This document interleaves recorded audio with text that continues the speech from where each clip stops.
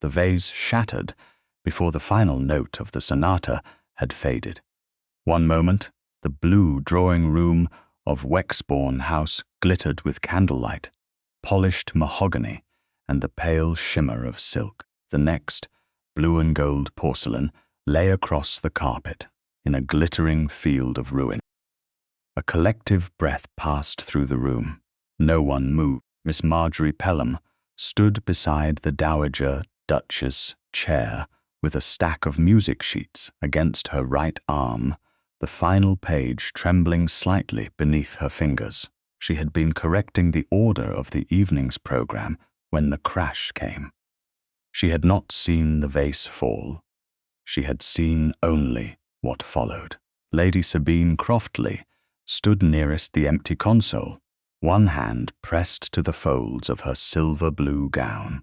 Her face remained composed, but her right hand was still gloved, though several ladies had removed theirs after the music began. Near the folding screen, Nellie Ward had gone white. The 17-year-old under-housemaid stared at the broken porcelain as if it had opened beneath her feet. Mrs. Keene, the housekeeper, crossed the room at once. "Nellie, what have you done?" Nellie's lips parted, but no sound came. Lady Sabine turned toward her with graceful concern. She bent just enough to bring her mouth near the girl's ear. Margery could not hear every word over the rustle of skirts and the shifting of chairs, but two phrases reached her clearly. Croftley Cottage. Then, lower, "Your family won't keep it if you become troublesome." Nellie's eyes filled with terror. That terror was not the fear of losing wages for a broken ornament. It was larger. It held a roof, a father, a mother, and the knowledge that one sentence spoken in the wrong room might leave them all without shelter. Mrs. Keene's expression hardened. "Answer me, girl." Margery placed the music sheets on the nearest table. She did not stop to calculate what the vase had cost, or what punishment might follow. She saw only that Nellie had been condemned before anyone had asked what had happened. "I moved it," Margery said. The room turned toward her. Her voice sounded very clear in the sudden silence. "The fall was my fault." The Dowager Duchess Beatrix Avenhurst looked up sharply. At 59, she possessed the still authority of a woman accustomed to being obeyed without raising her voice. "Margery, why would you move it?" The lie came more easily than it should have. "I thought it stood too near the edge." Lady Sabine's gaze settled upon her. For an instant, something unreadable passed through the younger woman's cool blue eyes. Then sympathy softened her mouth. Perhaps Miss Pellam meant well. The words were generous enough to be cruel. They made Margery's confession sound not merely guilty, but foolish. Mrs. Keene turned from Nellie. Relief did not soften the housekeeper's face. It only redirected her severity. The vase belonged to the late Duke's mother. "I know," Margery said. She did know. She had dusted the correspondence table beneath it, selected flowers that would not compete with its painted garlands, and once heard Beatrix explain that the vase had survived 2 removals, a fire in a neighboring house, and the careless childhood of 3 Avenhurst sons. Now it lay broken because someone in the room had needed silence more than truth. Nellie took one unsteady step backward. Her heel came down near a jagged shard. Margery moved without thinking. She caught the girl by the sleeve and pulled her aside. A curved piece of porcelain slid beneath Margery's left palm. Pain flashed bright and immediate. She drew back, and blood welled across the base of her hand, then ran in a thin line toward her wrist. "Miss Pellam," Nellie whispered. The girl looked more horrified by the blood than by the shattered vase. Margery closed her fingers carefully. "It is nothing." It was not nothing, but it was manageable, and manageable things had always been easier for other people to accept from her. "Mrs. Keene took a folded linen napkin from a side table and pressed it into Margery's hand. "Hold that tightly." At the far end of the room, the adjoining library door opened. Evander Avenhurst, 7th Duke of Wexbourne, entered with the measured speed of a man who had heard disaster but would not increase it by appearing alarmed. He had been speaking with his private secretary between musical selections. At 35, he was tall, dark-haired, and severe in the way of men whose composure had become both habit and defense. His eyes moved once across the room. Margery watched him see more than anyone else had. He saw the blood on the linen at her palm. He saw Nellie's frightened stillness. He saw Lady Sabine's right glove closed tightly over her other hand. He saw the empty console and the distance between it and the nearest candles. Then he looked at Margery. "What happened, Mrs.?" Keene answered first. "Miss Pellam moved the vase, Your Grace. It fell." Evander's gaze remained on Margery. "Did it?" She understood the question beneath the words. He was not asking what she had said. He was asking whether she expected him to believe it. "Yes, Your Grace. You moved it." "I did. And you saw it fall?" Margery hesitated. Only a breath. It was enough. "The fall was my fault. That was not my question." A faint disturbance moved among the guests. Several ladies looked toward Beatrix, waiting for the dowager to end the discomfort. Beatrix did not. Lady Sabine stepped forward. "Surely this can be discussed later. Miss Pellam is bleeding." Evander glanced at Margery's hand, and something in his expression tightened. "It will be attended to now." He turned to Mrs. Keene. "No one questions Miss Ward alone. No one dismisses her. No entry is made against her service." Mrs. Keene blinked. "Your Grace, the vase is already broken. I see no reason to break a girl with it." Nellie lowered her head so quickly that her cap ribbons trembled. Evander looked to his mother. "May Mrs. Keene take Miss Pellam to the still room and clean the cut?" Beatrix nodded. "Of course." Margery should have been relieved. Instead, she felt the dangerous weight of Evander's attention. Most men of his rank would have accepted a confession that preserved order. He seemed irritated by how easily order had been offered to him. Lady Sabine turned slightly, her gown whispering over the carpet. "The vase cannot be replaced," she said. "How unfortunate." Evander did not answer. He crossed to the broken pieces and crouched near the console. No gentleman in the room offered to help. His title made the act feel less like service than judgment. He studied the scatter of fragments before touching anything. The vase had stood against the wall on a console nearly 2 feet deep. It could not have been merely brushed from the edge. One handle had broken separately. A section of the neck lay beneath the table. Several pieces had slid farther across the carpet, suggesting the vase had struck the console before reaching the floor. He took a clean linen handkerchief from his pocket and lifted one curved shard. Its painted outer surface showed a spray of blue flowers edged with gold.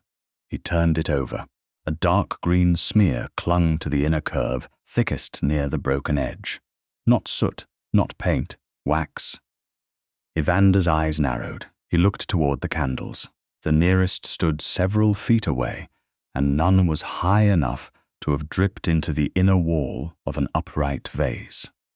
He looked next at Lady Sabine. She had lowered her gloved hand to her side. Then he looked at Nellie, who appeared ready to faint.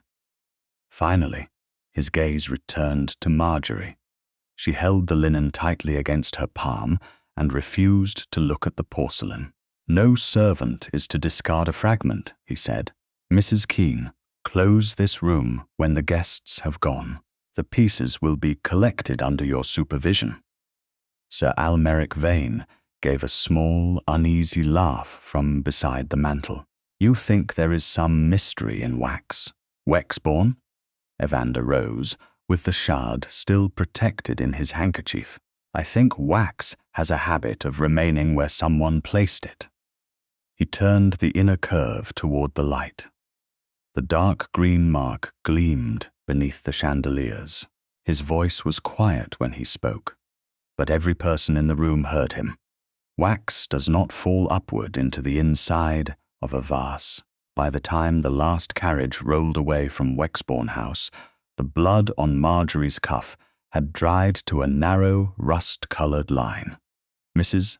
Keene had washed the cut in the still-room, pressed the edges together, and wrapped Margery's left palm in clean linen.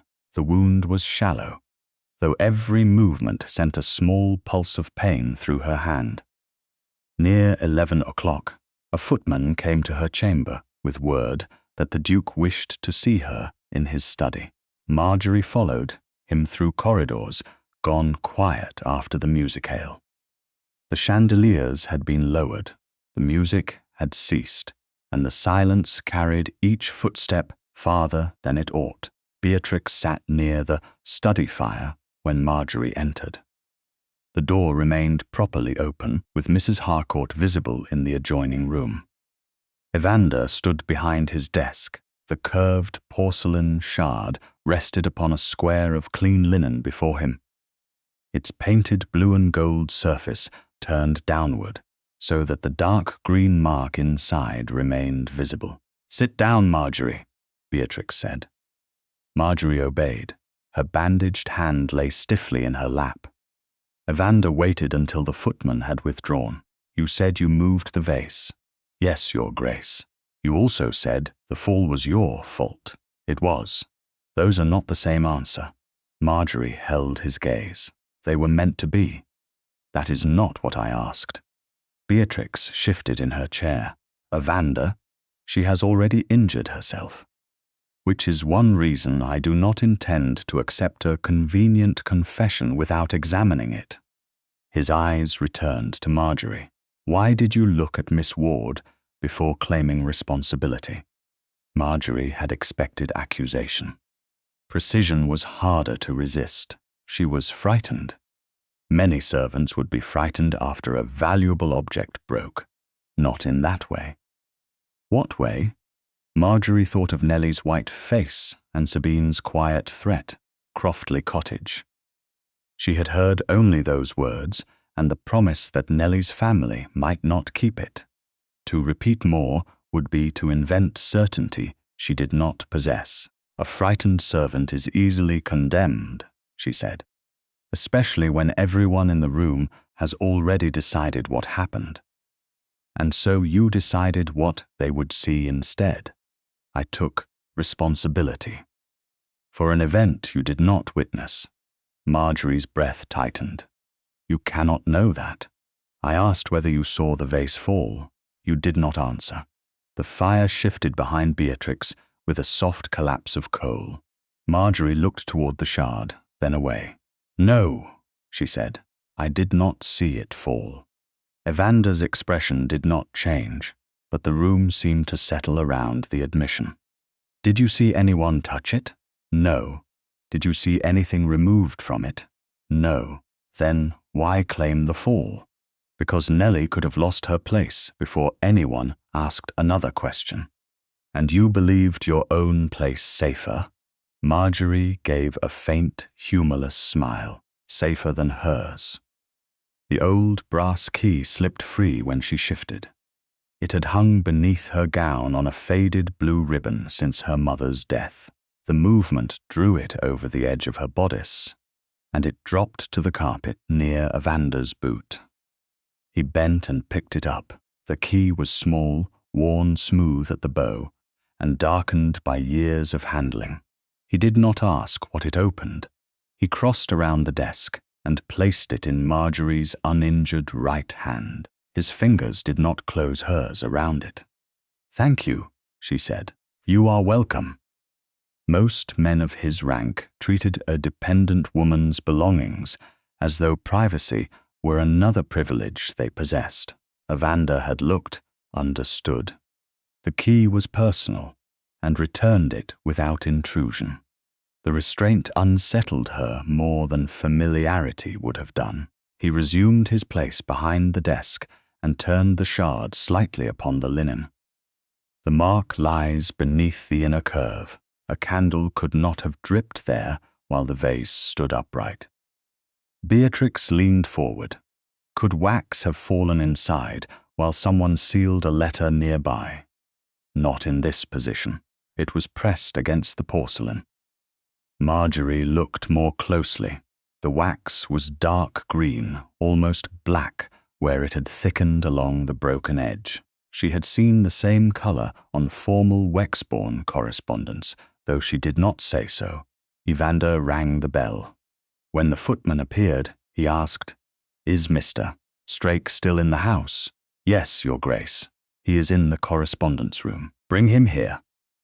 Godwin Strake entered several minutes later with a ledger beneath one arm. He was a spare man of 42, carefully dressed and careful in every expression.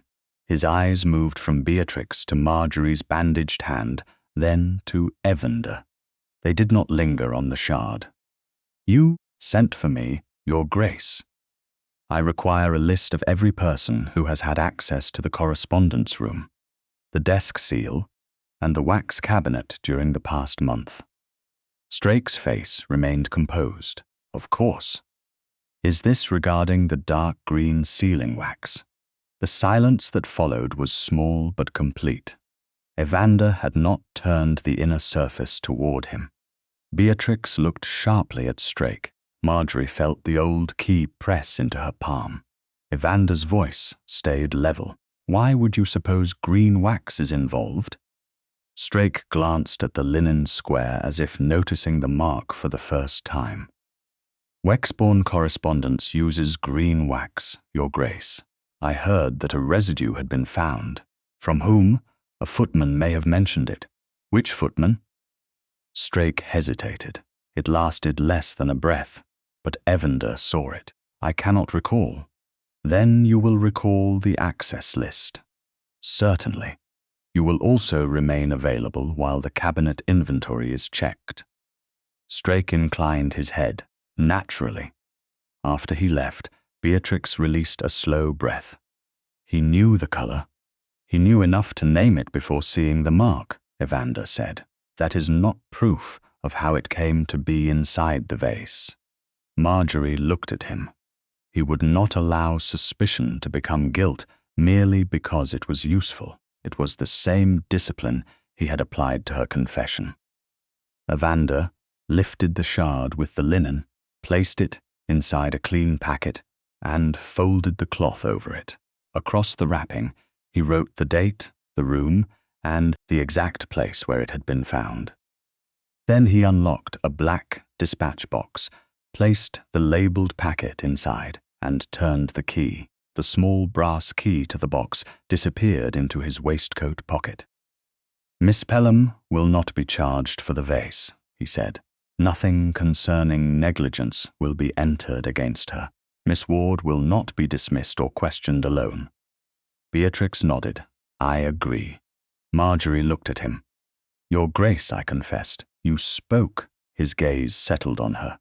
"I have not yet decided that you told me the truth." Another knock sounded at the door. Mrs. Keene entered carrying the correspondence inventory book. She placed it upon the desk and opened to the latest entry. The cabinet held 4 older sticks of dark green wax, she said. 2 new sticks from the April special order were added when the supply was entered. The inventory taken yesterday, Monday the 5th of May, records 6 in total. Evander studied the page, and now Mrs. Keene's mouth tightened. 5 remain. Margery closed her right hand around her mother's key while Evander looked toward the locked dispatch box. Somewhere between the April order and the musicale, 1 stick of Wexbourne wax had left the cabinet. By the time the vase broke, part of it had reached the inside of the porcelain. Morning came pale over Mayfair, and Wexbourne House moved beneath a silence that did not belong to ordinary domestic order. By 8 o'clock, the blue drawing-room had been closed to everyone except the Duke, the Dowager Duchess, and Mrs. Keene. The broken Sèvres vase remained exactly where the night had left it, though the smallest loose splinters had been gathered beneath the housekeeper's supervision, so that no servant would cut a hand upon them. The larger fragments rested upon white linen, in the order in which they had been found. The wax-stained shard was not among them. It remained sealed inside its labelled linen packet in the black dispatch box in Evander's study, and the only key to that box remained in his waistcoat. Beatrix stood near the empty console, with her hands folded tightly at her waist. In daylight, the place where the vase had stood looked almost indecently bare. Your grandmother kept it in her bedchamber during the fire at Ashburn Place, she said. She carried it down herself. Evander examined the broken neck section without answering the grief beneath the words. Then we will preserve what can be preserved. Mrs. Keene lifted a curved portion of porcelain from the cloth. There is something beneath the rim, Your Grace. A narrow crescent of paper clung to the inner edge, flattened against the porcelain where dark green wax had once held it. Evander bent closer but did not touch it. The torn paper was no wider than 2 fingers. One edge had been ripped unevenly, as though a larger sheet had been pulled away while part of it remained fixed. "Set it down," he said. Mrs. Keene placed the neck section upon a fresh square of linen. Evander took a clean ivory letter opener from the writing table and eased its blunt edge beneath the paper. The fragment resisted at one point, then released with a soft sound. A trace of wax remained on the porcelain. Another dark green smear marked the paper itself. Beatrix leaned nearer. "Can you read it?"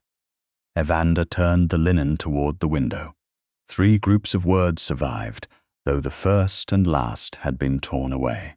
"Before witnesses, I shall name." Beatrix read them aloud. Her face changed. "That sounds like a declaration, or a threat meant to appear like one." "A declaration to whom?" "We do not know." Mrs. Keene looked toward the closed doors. Then someone hid a letter inside the vase. "Not inside it," Evander said. Beneath the inner rim, he pointed to the remaining wax without touching it. The paper was rolled tightly and fixed where it could not be seen from above.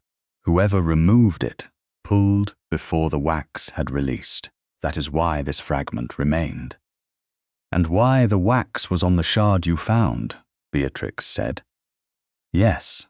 He looked at the scatter of porcelain beneath the console. The vase was not merely an ornament. For at least one evening, it was used as a hiding place. Mrs. Keene's expression hardened with offense on behalf of the household. No servant would dare. A servant might dare many things if ordered by someone whose displeasure could cost a livelihood. Beatrix looked at him sharply. "You are thinking of Nellie." "I am thinking of her fear." He folded a clean paper around the crescent, leaving the waxed surface untouched. Across the outer sheet, he wrote the date, the room, the exact location beneath the inner rim, and the names of those present. The torn fragment would not be placed inside the same linen packet as the wax-stained shard. Each object would remain separately wrapped before both were locked in the dispatch box. "The remaining porcelain?" Mrs. Keene asked. "Every repairable piece goes into a household crate," Evander said. "The crate is to be locked. Nothing is to be sent to a restorer until this matter is resolved." Beatrix rested one hand upon the empty console. "The house will talk. The house already talks, and London will ask why the room is closed. Then London may be disappointed by the answer." He looked toward Mrs. Keene. "Move Nellie to the small chamber beside Mrs. Harcourt." No one is to question her unless my mother or Mrs. Harcourt is present. No one is to suggest that silence will cost her employment." The housekeeper lowered her eyes. "It will not, Your Grace. See that it does not." An hour later, Margery sat in Beatrix's morning room with her left hand bandaged and a stack of correspondence upon the table before her. The cut had stiffened during the night. It no longer bled, but the skin pulled whenever she tried to close her fingers. She had slept little. Every time she drifted toward rest, she saw Nellie's face and heard Sabine's whisper about the Croftley cottage. She also remembered Evander's refusal to let suspicion become certainty. That discipline made him more dangerous to falsehood than anger would have done. Beatrix sat near the window while Mrs. Harcourt worked within hearing in the adjoining dressing room. Evander entered, carrying 2 folios and the separately wrapped paper fragment. He placed the lighter folio near Margery and the heavier one beside himself. The choice was made without comment, yet Margery understood that he had noticed how carefully she protected her injured hand. He did not ask whether it hurt in front of the others. He simply removed the need for her to prove that it did not. "I would like your judgment," he said, "if I can offer it." He unfolded the outer paper enough to reveal the crescent without touching it. This was found beneath the inner rim of the vase. Margery read the surviving words. "Before witnesses, I shall name." Her eyes lifted. Then someone had hidden a written declaration there. A working sheet, perhaps. Why not a finished letter? Because it was rolled and waxed beneath porcelain. A final letter would be difficult to retrieve without damage. Margery leaned closer. "The paper is not Wexbourne stock. You are certain? The Wexbourne stationery is heavier, and the surface is smoother. This is narrow foolscap." She pointed with her right forefinger, stopping above the fragment. "There is also part of a watermark." Evander turned the linen toward the light. A faint curve appeared within the fibers, followed by the blurred lower portion of 2 letters. Beatrix narrowed her eyes. "Can you identify it?" "Not entirely, but I have seen the same curve before." Margery considered, searching memory rather than reaching for certainty. Bramwell and Sons in Fleet Street supplied paper to the Dowager last winter when the usual stationer could not fill an order. Beatrix nodded.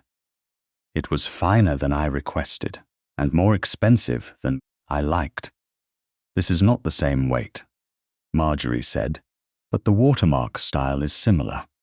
Evander opened the lighter folio he had placed before her. It contained invoices and household purchase entries from the previous month. A special order for narrow foolscap and dark green wax appears here. Margery studied the entry. The purchase had been placed beneath a general line for correspondence materials rather than entered separately. "Who ordered it?" she asked. "That has not yet been established." It was a careful answer. He knew the order passed through the correspondence office. He did not yet know who had gone to the stationer or who had carried the parcel back, and the dispatch register contains no unusual estate correspondence requiring either item. Margery looked again at the fragment. Then the paper may lead to the purchaser. If the stationer kept a daybook, Bramwell likely did. A shop serving legal clerks and noble households would need dated entries. Beatrix watched Margery with quiet surprise. "You know a great deal about paper." "My father kept parish accounts on whatever he could afford. Poor paper tears beneath a pen when the room is damp. I learned to recognize quality because mistakes cost money we did not possess." There was no self-pity in the statement. Only fact. Evander's gaze rested on her for a moment longer than the explanation required. "Can this fragment prove who wrote upon it?" he asked. No. Can the watermark prove who used it? No. It may prove where the paper was sold. A daybook may prove who obtained it. Neither alone proves who wrote the words. And the wax, it proves the paper was fixed beneath the rim. It does not prove who pressed it there. Something in Evander's expression eased, though not into warmth. You preserve distinctions even when a stronger claim would support your own innocence. Margery met his eyes. My innocence does not need a false certainty. The words remained between them. Beatrix looked away first, perhaps because she heard within them a judgment of the house that had accepted Margery's confession too easily. Evander wrapped the fragment again, placed it in a separate labelled paper, and returned with it to his study. The wax-stained shard and the torn paper would enter the same black dispatch box, but never the same packet. Before he left, Margery glanced once more at the purchase entry. The special order had no matching dispatch, no proper explanation, and no reason to exist within ordinary Wexbourne correspondence. Somewhere between Fleet Street and the Blue Drawing Room, someone had turned paper, wax, and a family heirloom into the machinery of a lie. By the morning of the 8th May, the correspondence room had lost its ordinary dignity. Ledgers lay open across the long table. Dispatch registers had been removed from their shelves and arranged by month. Every seal impression, paper order, and estate letter from the previous 6 weeks had been brought under scrutiny. Margery sat near the window with her left hand wrapped in a narrower bandage than the day before. The cut no longer throbbed unless she bent her fingers too far, but the skin remained tender. Beatrix worked beside her, sorting household notes into piles. Evander stood at the opposite end of the table with the April purchase ledger open before him. Godwin Strake remained near the door, outwardly composed, though he had ceased pretending the review was routine.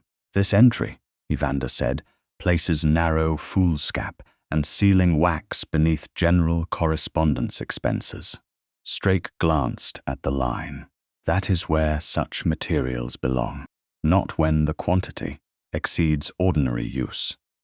The estate offices often require more paper in spring. Then the dispatch register should show the correspondence. Evander turned the book toward him. It does not. Strake's eyes moved over the pages with professional speed. A clerk may have neglected to copy 1 or 2 outgoing letters. 3 clerks have signed every weekly total. Then, perhaps the letters were carried privately. By whom? Strake paused. I cannot say.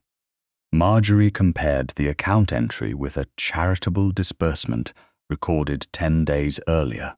Both corrections had been made in a hand that pressed deeply at the beginning of each line, then weakened near the end.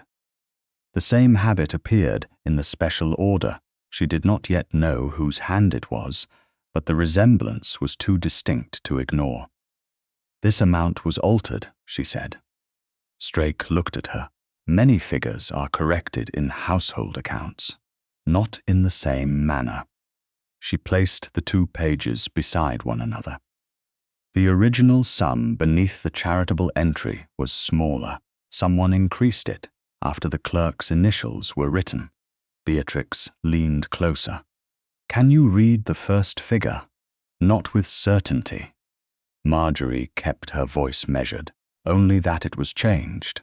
Strake's expression cooled. Miss Pellam has no formal training in accounts. She has eyes, Evander said.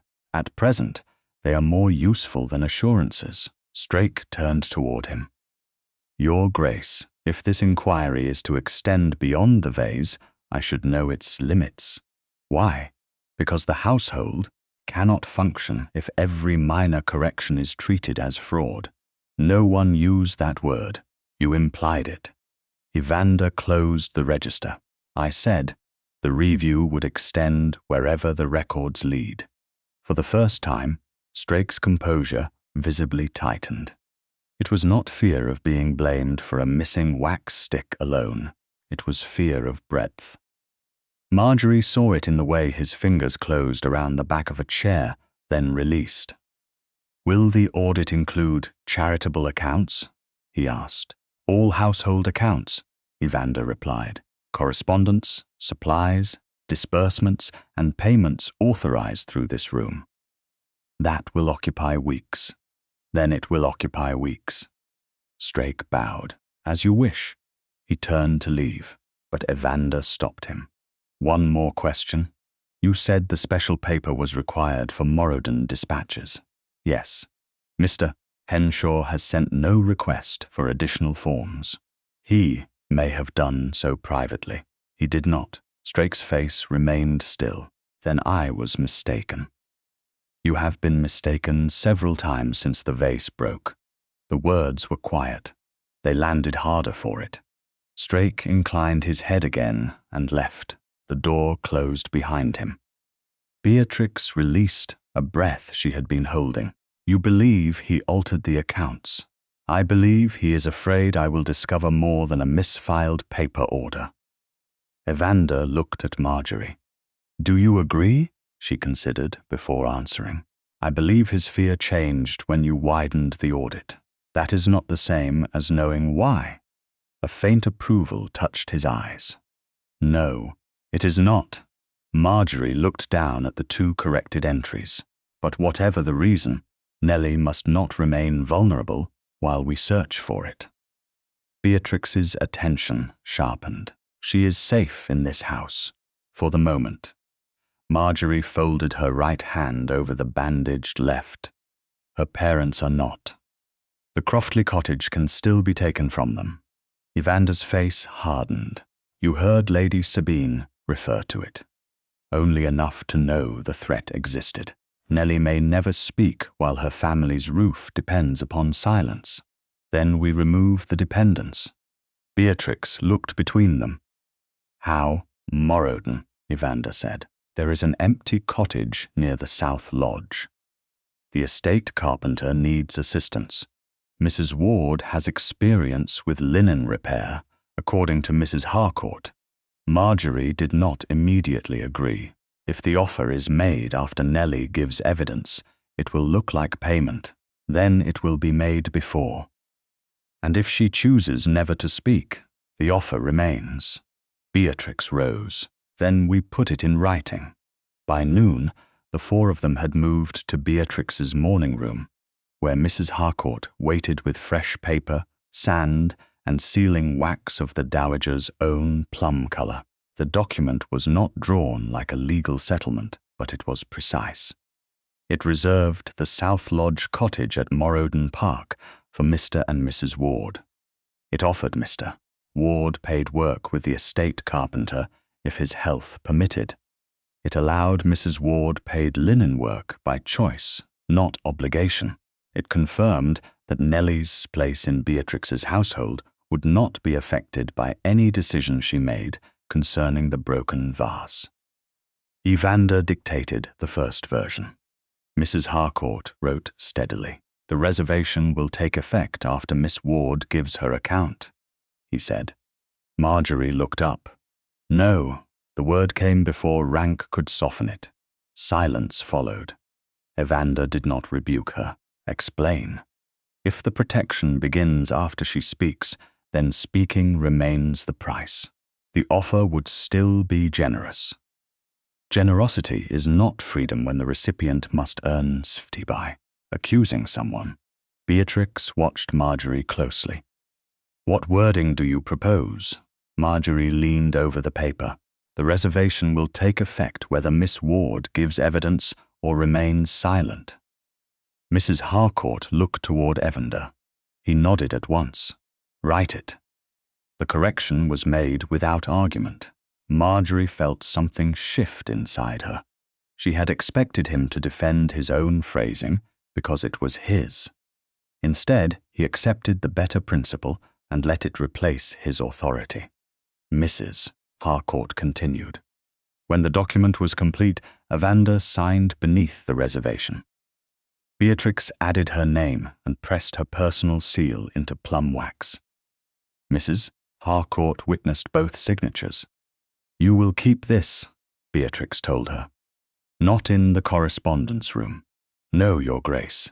Read it to Nellie tonight," Margery said, before asking her anything.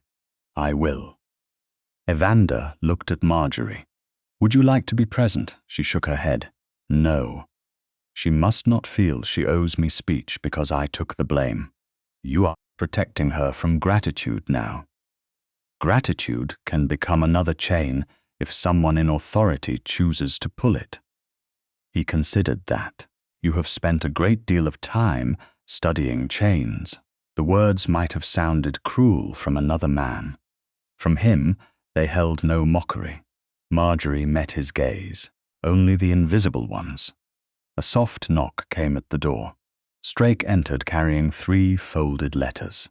His eyes moved first to the fresh plum seal, then to Mrs. Harcourt's hand closing over the document.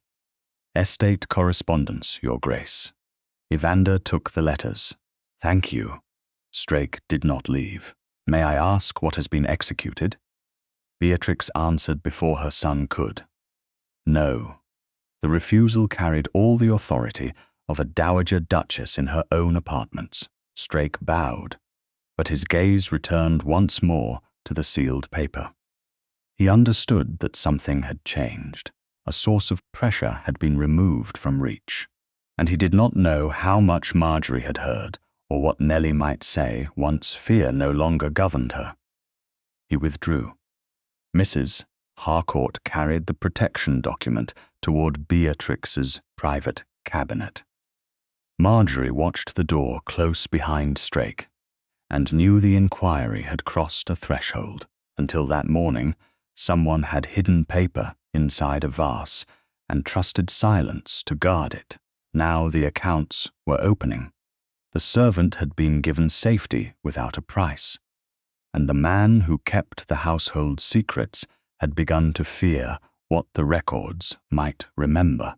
Lady Sabine chose the conservatory corridor because it offered privacy without appearing private. The long passage joined Beatrix's morning room to the glass house, and servants crossed it often enough to make a deliberate confrontation seem accidental. On the afternoon of the 9th of May, Margery was carrying a folded list of household calls when Sabine stepped from the shadow of a marble column and blocked her path.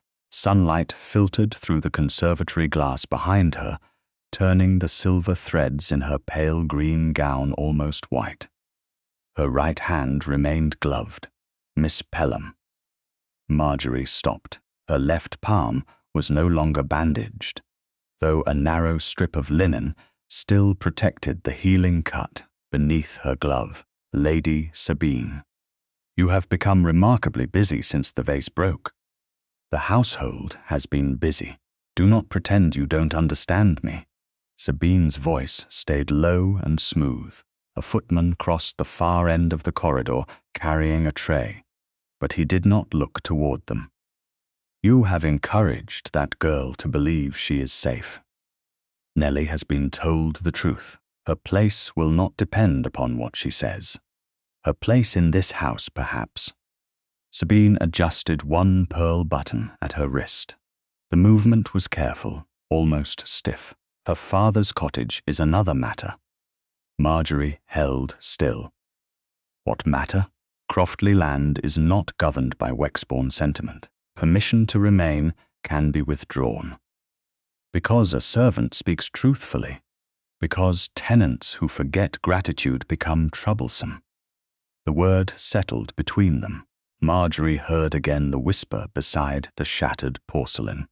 Croftley Cottage. Now the threat had shape, purpose, and a speaker. "You are asking me to silence her.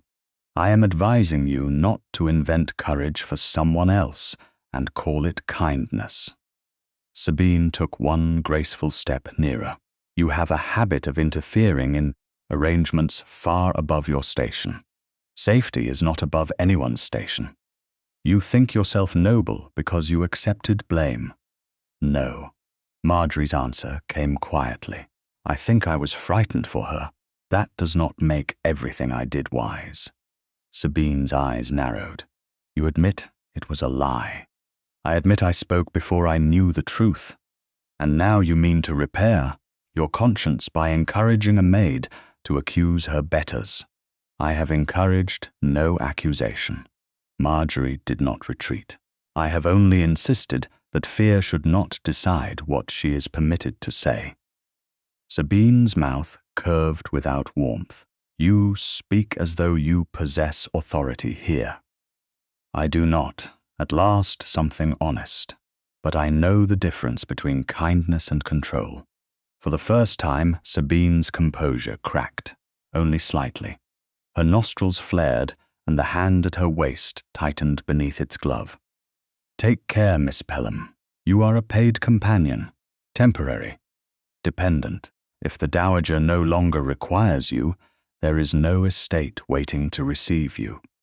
Margery felt the blow land because it was aimed at truth. She had no fortune, no brother, no property, and no rank powerful enough to convert insult into apology.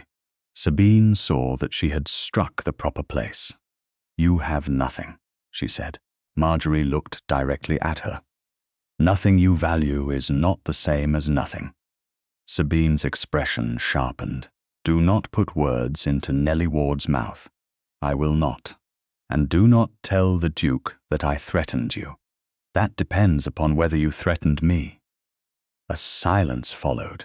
Sabine glanced once toward the far doorway. The Croftley cottage remains at my father's pleasure. I understand. See that you do, Sabine. Swept past her into the morning room, leaving a faint scent of orris and cold air behind. Margery waited until the corridor was empty.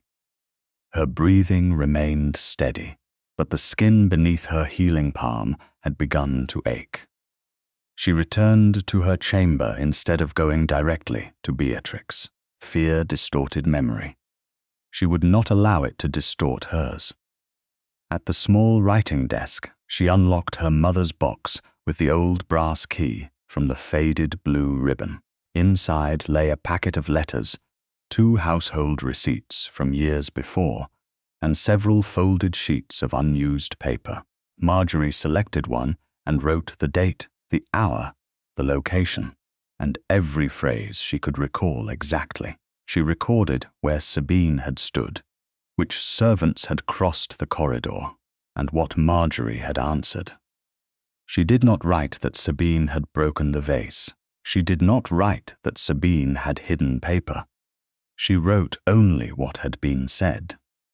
When the memorandum was finished, she sanded it, folded it, and placed it beneath her mother's letters.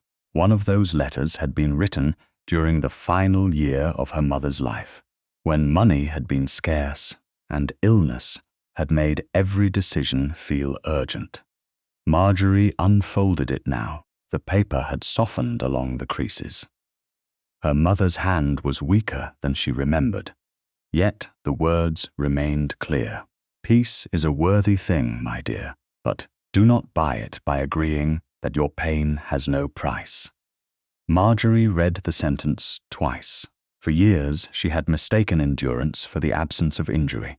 If she could bear something, she had assumed it need not be named. Nellie's terror had shown her the danger of silence when power demanded it. Sabine's threat showed her something else. Silence could also become a habit of self-erasure. Margery returned the letter to the box and locked it. She would not leave Wexbourne House while the Ward reservation remained only ink and intention. She would see it put into effect, but she would not accept another accusation merely because she could survive it more easily than someone else. The following morning, she asked to speak with Evander in Beatrix's morning room. Beatrix remained by the window while Mrs. Harcourt worked in the adjoining chamber with the door open. Evander entered, carrying correspondence, but set it aside when he saw Margery's expression. What happened? Lady Sabine spoke to me yesterday in the conservatory corridor. Margery gave him the exact account without embellishment. She described the reference to Croftley land, the warning that permission could be withdrawn, and Sabine's instruction not to tell him. Evander's face became very still. She threatened the Ward family's home. She confirmed that the threat exists. That is the same thing. Not entirely. She did not say she broke the vase. She did not say she ordered anyone to hide paper. She said only that the cottage rests at her father's pleasure, and that troublesome tenants may lose it. Beatrix's mouth tightened, a distinction she expects to protect her. A distinction still matters, Margery said. Evander looked at her with the same concentration he gave evidence. You wrote it down. It was not a question. Yes, when? Immediately afterward. Who passed through the corridor? A footman carrying a silver tray and one of the upper maids. Neither was close enough to hear everything. You noticed. I expected memory to be challenged. For one brief moment, anger left his face, and something quieter replaced it. Respect, perhaps, but not the distant respect of a duke evaluating useful service. He saw the cost of what she had learned to do. The Ward cottage at Moradon is being aired today, he said. Mr. Henshaw has reserved work for Mr. Ward. Mrs. Ward may take linen work if she wishes. The terms will remain exactly as you required. Margery looked at him. Whether Nellie speaks or remains silent. Those words are in the instruction. He had remembered them precisely. More than that, he had acted upon them without later softening their meaning. The awareness moved through her with an unfamiliar warmth. It was not safety. She was not ready to call anything safety while Sabine still moved freely through the house, but it was evidence of character, and Margery had learned not to dismiss evidence merely because it comforted her. Thank you, she said. The judgment was yours. The authority was yours. Evander's gaze held hers. Perhaps both were required. Before Margery could answer, the door opened without the usual announcement. Lady Sabine entered, carrying a small ivory writing case. Godwin Strake followed one step behind her, his face composed.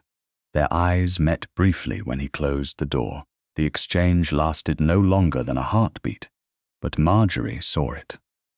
Sabine placed the writing case on Beatrix's table and withdrew an intact folded letter sealed with dark green wax. The impression bore the Wexbourne crest. I had hoped this could remain private, she said. It appears privacy no longer serves anyone. Evander did not move. What is it? Sabine looked directly at him. Your written promise to marry me. Beatrix did not reach for the letter at once.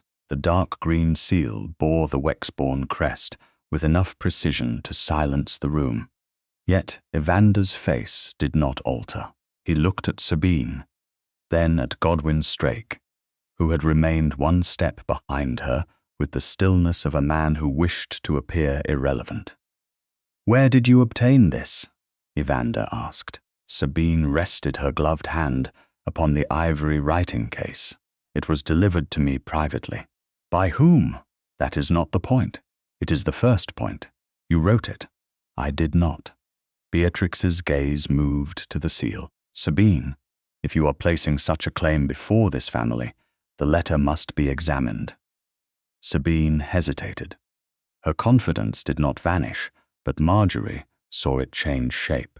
Until that moment, the folded paper had been a weapon she alone controlled. Once opened before witnesses, it would become evidence. Very well, Sabine said, but I will not have it destroyed. Nor will anyone destroy it, Evander replied. Beatrix broke the seal herself. The wax separated cleanly from the fold. Strake's eyes dropped for the briefest instant. Beatrix unfolded the page and read in silence. Color left her face. Read it aloud, Evander said. She looked at him. Evander, if it claims my honor, it must survive my hearing. Beatrix drew a measured breath. Before witnesses, I shall name you as the woman I intend to marry, and no force of custom or family. Opposition will alter my purpose. Margery felt the words strike the room with the force of recognition. Before witnesses, I shall name. The phrase from the torn paper beneath the vase had not merely resembled a declaration. It formed the spine of this one. Sabine watched Evander closely. You see, I see a letter I did not write. The hand is yours. It resembles mine. The seal is yours. It was impressed with a seal kept in my house. Sabine's mouth tightened. You cannot dismiss a promise because it has become inconvenient. Margery studied the page from where she stood. The broad shape of Evander's writing had been imitated with care. The capital letters leaned at the proper angle. The long strokes were restrained. Yet the pressure was wrong. The first marks bit too deeply into the paper, then weakened toward the end of each line. She had seen the same habit in the altered household accounts. May I look more closely? She asked. Sabine turned upon her. You have no place in this. Miss Pellam has already been accused in connection with the vase, Evander said. She has every right to observe what is used against her. Against her? Sabine gave a short laugh. This letter concerns my engagement. No engagement exists. Evander's answer came without heat. Its certainty made Sabine's color rise. Beatrix placed the page flat upon the table. Margery approached, but did not touch it. The form of the hand is similar, she said, but the pressure is not. Sabine's eyes sharpened. You claim expertise in handwriting now? No, I claim only that His Grace's hand finishes each line firmly. This one begins heavily and fades. Strake spoke at last. Fatigue could explain such variation. Margery looked at him. It could. She did not say more. Evander's gaze shifted to Strake. Who has had access to the desk seal during the past month? You, Your Grace, myself, the senior correspondence clerk on certain mornings. And Lady Sabine? Not to my knowledge. Sabine's expression became offended. You cannot seriously suggest I entered a secretary's room to forge my own proposal. No one has suggested that, Margery said. Not yet. Sabine faced her. You broke the vase because you discovered what it contained. The accusation came too quickly, as though it had been waiting behind the letter. You found a draft hidden there. You tried to destroy it before His Grace could make his intention public. Margery felt Beatrix stiffen beside her. Evander's voice dropped. You will not accuse Miss Pellam without proof. She admitted the vase was her fault. She admitted speaking falsely to protect a servant. Then she admits deception. And you ask me to accept this letter without examining who wrote it. Sabine's eyes flashed. Because you do not wish to marry me. Because I did not promise to. The words left no refuge. For the first time, Sabine's control faltered visibly. Her gloved right hand closed around the edge of the writing case. Strake looked toward her, and their eyes met. The exchange lasted less than a heartbeat. Margery saw calculation pass between them. Sabine recovered first. If you deny the letter publicly, you will disgrace me. If the letter is false, public disgrace began with whoever created it. And if society believes it true, society is not a witness to what I did not write. Society decides what honor requires. No, Evander said, honor decides what society ought to believe. Beatrix folded the page carefully. The letter remains in your possession for the moment, Sabine, but it must be produced before the family solicitor. A written description of its condition will be made. Sabine snatched it back more quickly than grace allowed and returned it to the ivory case. I will not be treated like a criminal. Then do not behave as though examination is an insult, Beatrix replied. Strake lowered his gaze, but not before Margery saw relief flicker across his face. The letter had not yet left Sabine's control. Evander dismissed him with instructions to bring the desk seal register and every correspondence room key record since April. Strake bowed. As he passed Sabine, she said lightly, "You have always understood how valuable an experienced secretary can be. After my marriage, Croftley House may have need of one." The remark sounded ornamental. Margery saw Strake hear it as a promise, later that evening after Sabine had retired, and Beatrix's maid had closed the dressing-room door between them. Margery found Evander alone in the morning room. The forged words had been copied into the solicitor's notes, but the original letter remained in Sabine's writing case. Evander stood by the darkened window with one hand braced against the sill. "My father once answered accusation with spectacle," he said before Margery could speak. "He filled a ballroom, named a man publicly, and believed rank would make his certainty sufficient. He was wrong. The scandal lasted years after the truth ceased to matter." Margery understood then why Evander resisted public confrontation. He had learned to treat silence as control because noise had once destroyed his family's name. "You fear speaking before every fact is secured," she said. "I fear giving falsehood a larger stage. Silence can also enlarge it." He turned. "You think I am hiding. I think you are trying not to become your father." The words struck him. Margery did not soften them. But restraint is not virtue when it leaves the powerless undefended.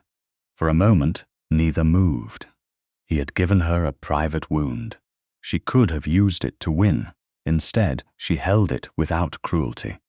Something in his expression opened and closed again. "What would you have me do?" "Protect the evidence. Protect Nellie. Refuse the letter.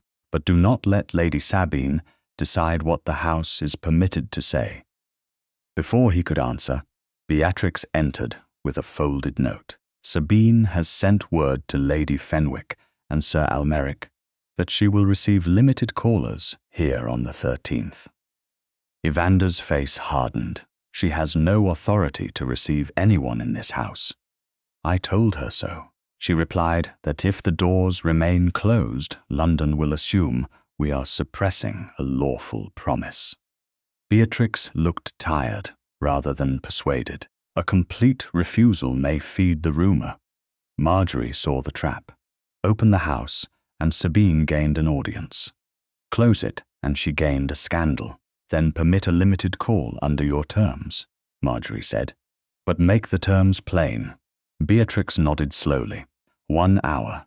Selected callers. No announcement. Evander disliked it, but he understood the cost of refusal. Very well. Under your authority, mother, not hers. In the passage beyond the room, unseen by them, Strake handed a folded summary to a waiting errand boy and pressed a coin into his palm. Before dawn, the note would reach a Fleet Street printer known for turning implication into certainty. By breakfast, London would read that a jealous companion had broken a valuable vase after discovering the Duke of Wexbourne's promise to another woman. By the afternoon of the 13th of May, the blue drawing room had been arranged for a limited call and prepared like a stage.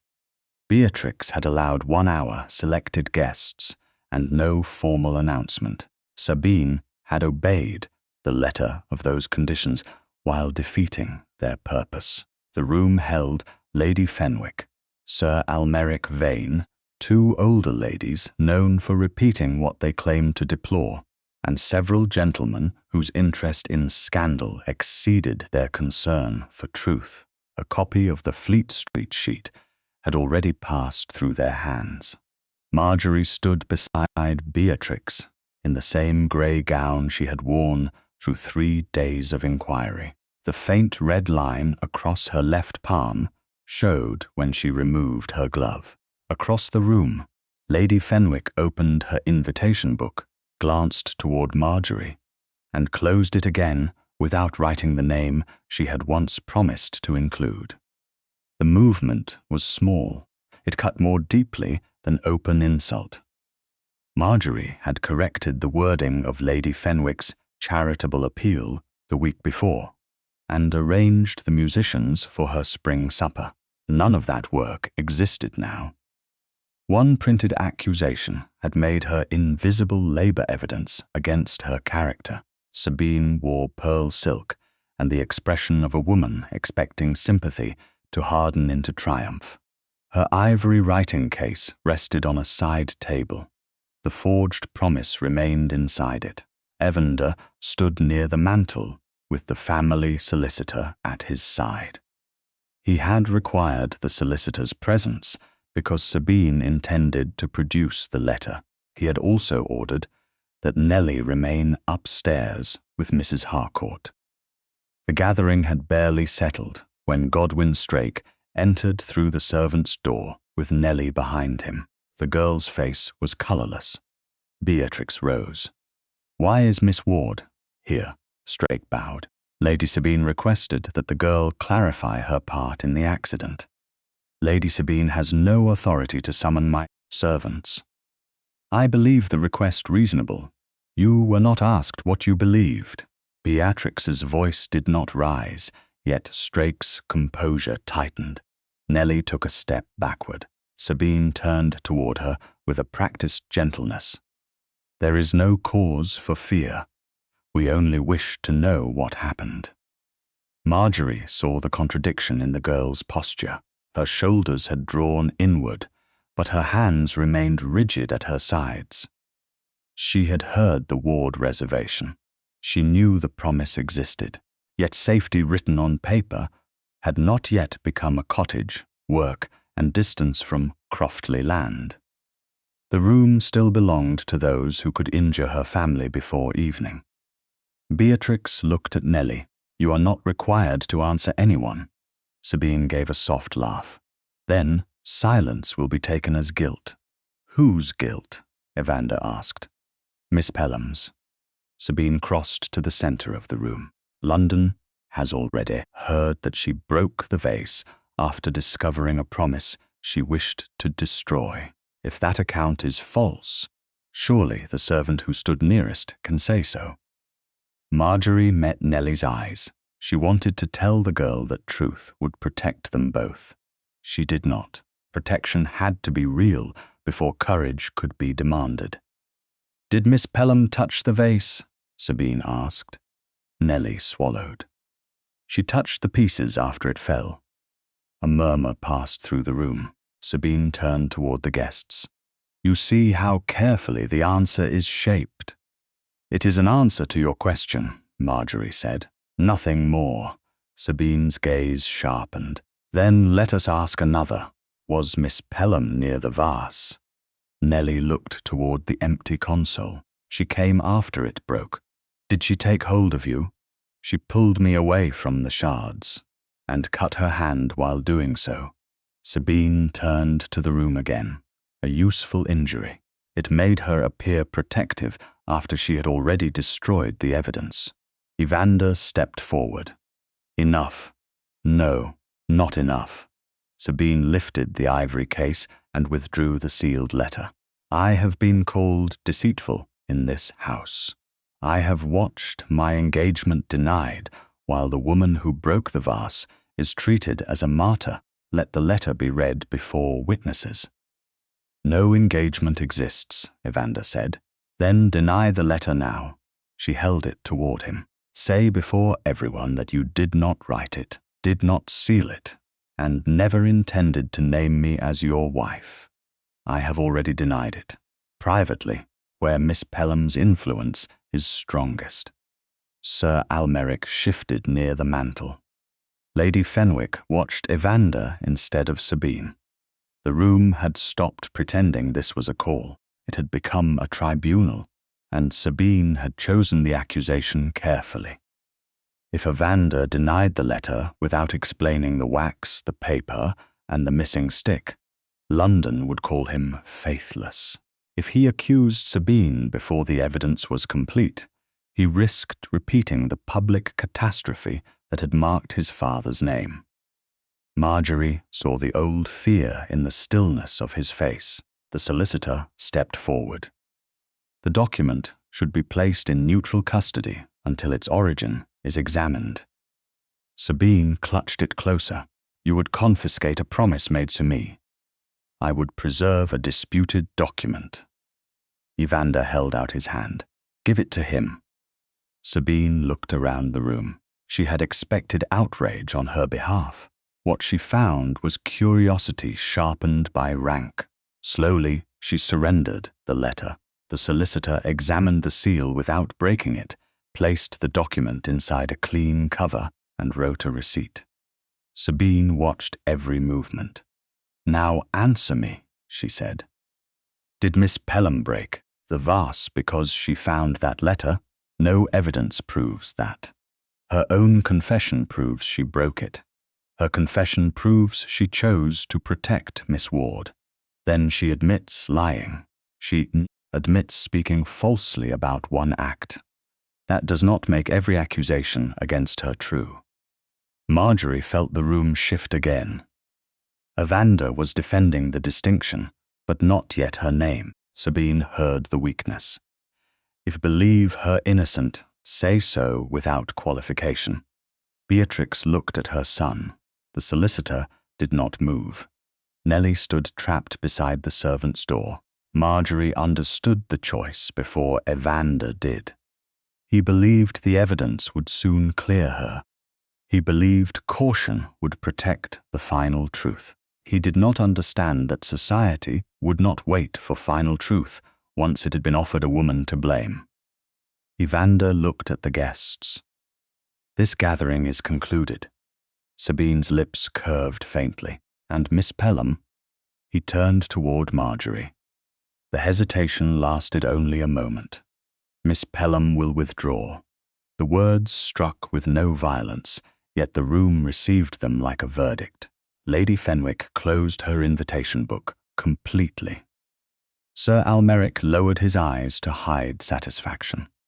One of the older ladies leaned toward another and whispered behind her fan. Margery saw Beatrix rise too late, saw the solicitor glance sharply at Evander, and saw Nellie's face collapse with helpless shame. Evander had meant for Margery to leave the attack. Everyone else understood that she had been removed under suspicion. Margery looked at him. His expression told her the truth more painfully than Sabine's triumph did. He believed her. He still expected private belief to outweigh public meaning. "Of course, Your Grace," she said. Her voice did not break. She curtsied first to Beatrix, then to the room. No one stopped her. As she passed Lady Fenwick, the woman's hand remained over the closed invitation book. Margery did not look at Sabine. She walked through the doors with her back straight and the faint scar on her palm uncovered. Behind her, Evander said her name. She continued into the corridor. He followed. But the doors closed between them for one terrible second, and in that second, he finally heard what the room had heard. Not protection. Dismissal. Not caution. Judgment. His silence had accomplished what Sabine's forged letter could not. It had made an innocent woman appear condemned by the only man powerful enough to defend her. Evander reached the corridor just as Margery turned toward the staircase. "Miss Pellam." She stopped, though she did not face him at once. Behind the closed drawing-room doors, voices had resumed in cautious fragments. The sound was worse than open accusation. It meant the room had already converted his words into a version that would travel faster than truth. Margery turned. Her face was composed, but the faint color had left her cheeks. "You meant for me to leave the attack," she said. "Yes." They heard dismissal. I know. You know now. The distinction landed cleanly. Evander took one step nearer, then stopped before proximity could become another form of pressure. I was trying to preserve the inquiry. You preserved it with my name. That was not my intention. Intention is private, meaning was public. He had no answer that did not sound like defense. Margery looked toward the doors. Lady Fenwick closed her invitation book before I crossed the room. Sir Almeric did not need to say anything. Every person there understood that you had removed the inconvenient woman while leaving the accusation standing. I believe you. You believed me when belief cost you nothing. The words were quiet. They struck harder than anger. Evander's jaw tightened, not against her, but against the truth of them. Come to Moradin, he said. You will be safe there while I finish this. Hidden there. Protected. Those are not the same thing. Sabine cannot reach you at Moradin, nor can anyone see that I have not fled in guilt. I will not exchange public disgrace for private comfort. Beatrix entered the corridor with Mrs. Harcourt behind her. The dowager's face held the strain of a woman who had understood too late that authority unused could injure as surely as authority abused. Margery, you are not dismissed. I know you did not intend it. Then remain. Margery looked at her with genuine affection, which made the refusal harder. I cannot. Not tonight. Perhaps not again as your companion. Beatrix flinched. After 6 months, you would leave us because of one terrible hour? No, I am leaving because one terrible hour showed me what 6 months of useful silence had purchased. Mrs. Harcourt lowered her eyes. Evander heard the indictment beneath the restraint. Margery had arranged Beatrix's letters, remembered medicines, corrected accounts, soothed callers, and preserved household dignity. The moment scandal demanded a sacrifice, the room had found her expendable. Where will you go? Beatrix asked. To my aunt in Marylebone. Mrs. Dorcas Ives has 2 respectable rooms and more honesty than space. At least allow my carriage, Evander said. Margery considered, then nodded. To the destination I choose. No detour to Moradin. Agreed. And no guard placed outside my aunt's door without her permission. Agreed. Beatrix reached for Margery's uninjured hand. Let us speak in my morning room. Margery did not pull away. There is little to arrange. Yet there was enough to fill the next hour with practical pain. In Beatrix's morning room, Mrs. Harcourt brought Margery's household account, wages due, and a small leather purse. Margery checked the sum and accepted only what had been earned. Beatrix then placed a sealed bank draft beside it. For your security. Margery did not touch it. No, it is not charity. London will call it payment. London has called you worse already. Then I will not give it a second lie to repeat. Beatrix's mouth trembled. You think I would buy your silence? No. I think those who wish to discredit me would say you had. Evander understood before his mother did. A private gift, however generous, could be made to look like compensation for obedience. She is right, he said. Beatrix looked at him with pain. Must everything kind become evidence against us? Only until we have corrected what we allowed. Margery removed the ring of Wexbourne household keys from her waist. She placed them upon Beatrix's desk, one by one. Linen press, medicine cupboard, small writing cabinet, morning room drawer. Each key marked a duty she had carried without title and a trust that had never been publicly named. The old brass writing desk key remained beneath her bodice on its faded blue ribbon. Evander noticed, as he had the night it fell, but asked nothing. I will need a reference, Margery said, a truthful one.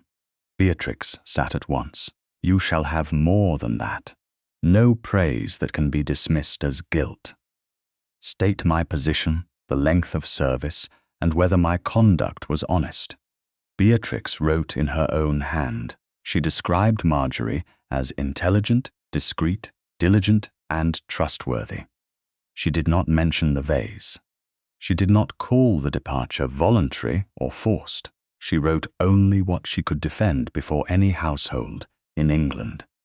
Margery read the letter, folded it, and placed it in her reticule. "Thank you.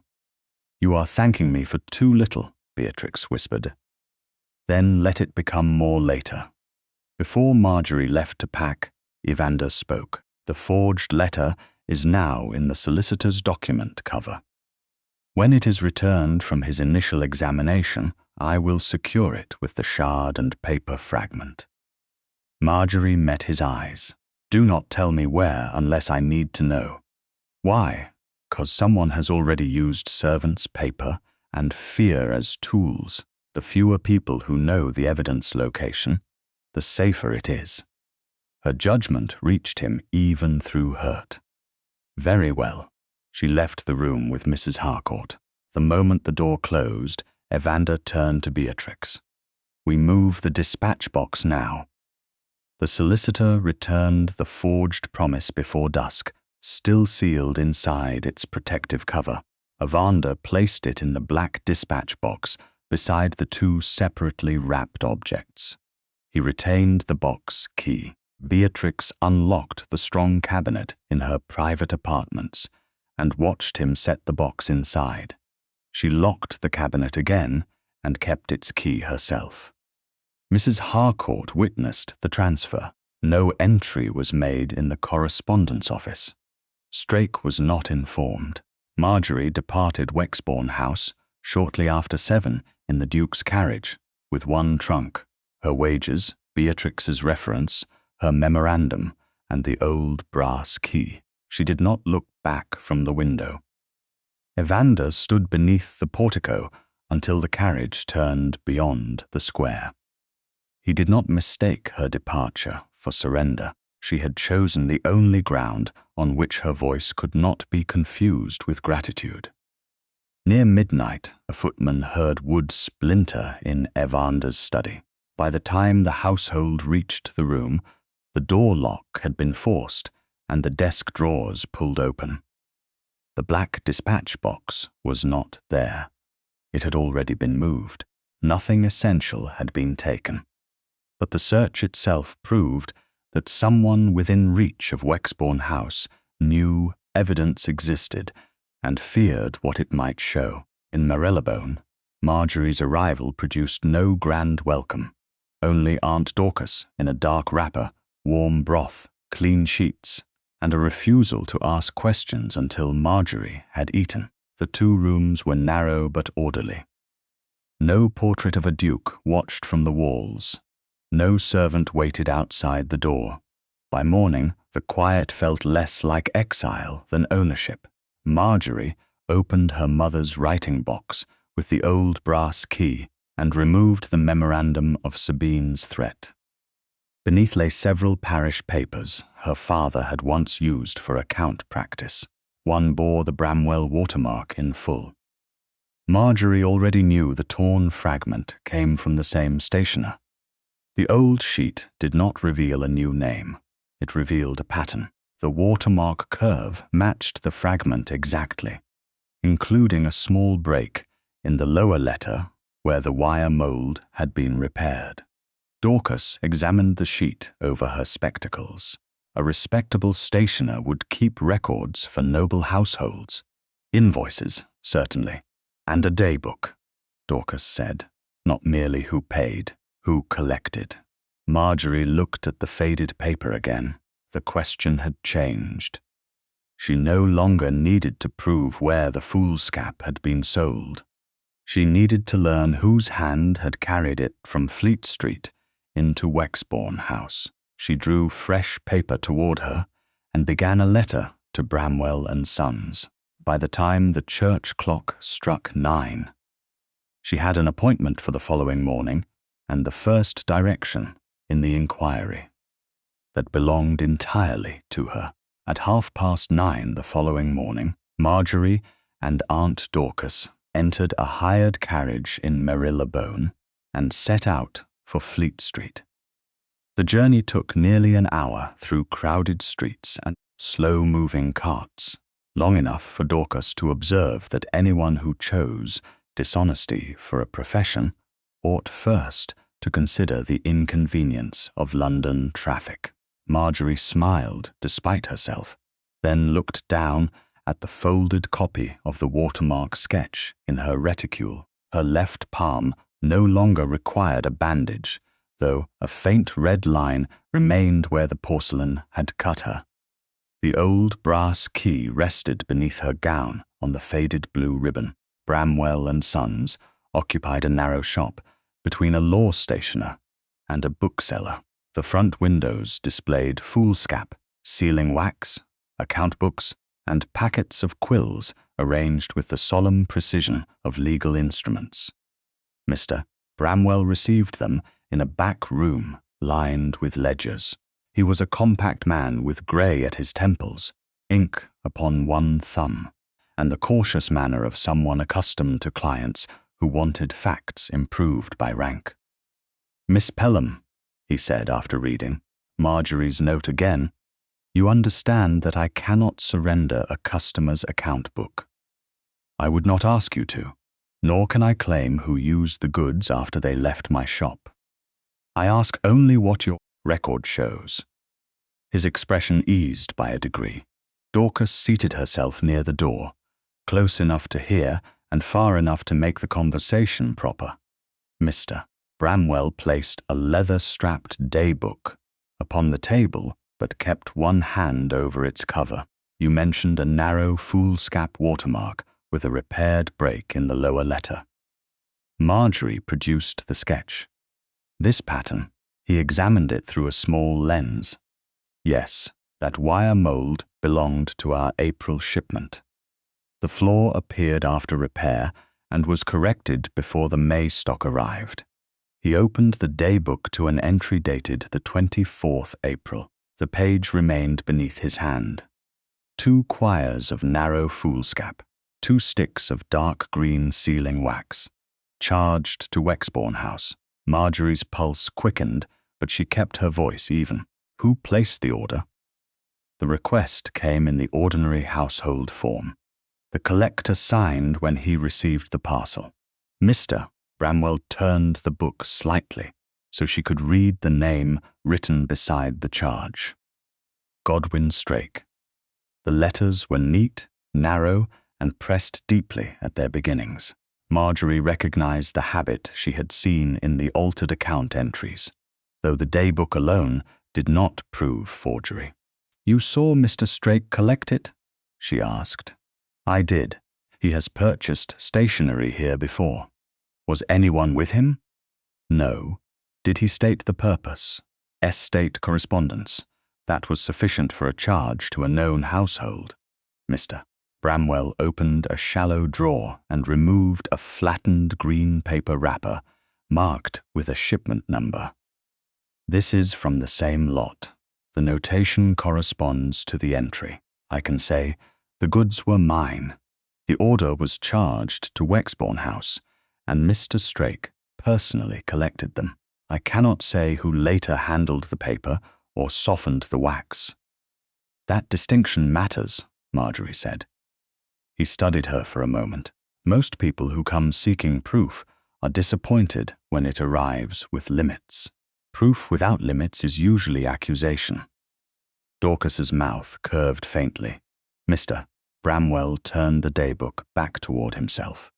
Margery copied the date, goods, charge, and collector's name onto a clean sheet. Bramwell watched every line. When she finished, he compared her copy with the original and signed beneath it only to confirm accuracy.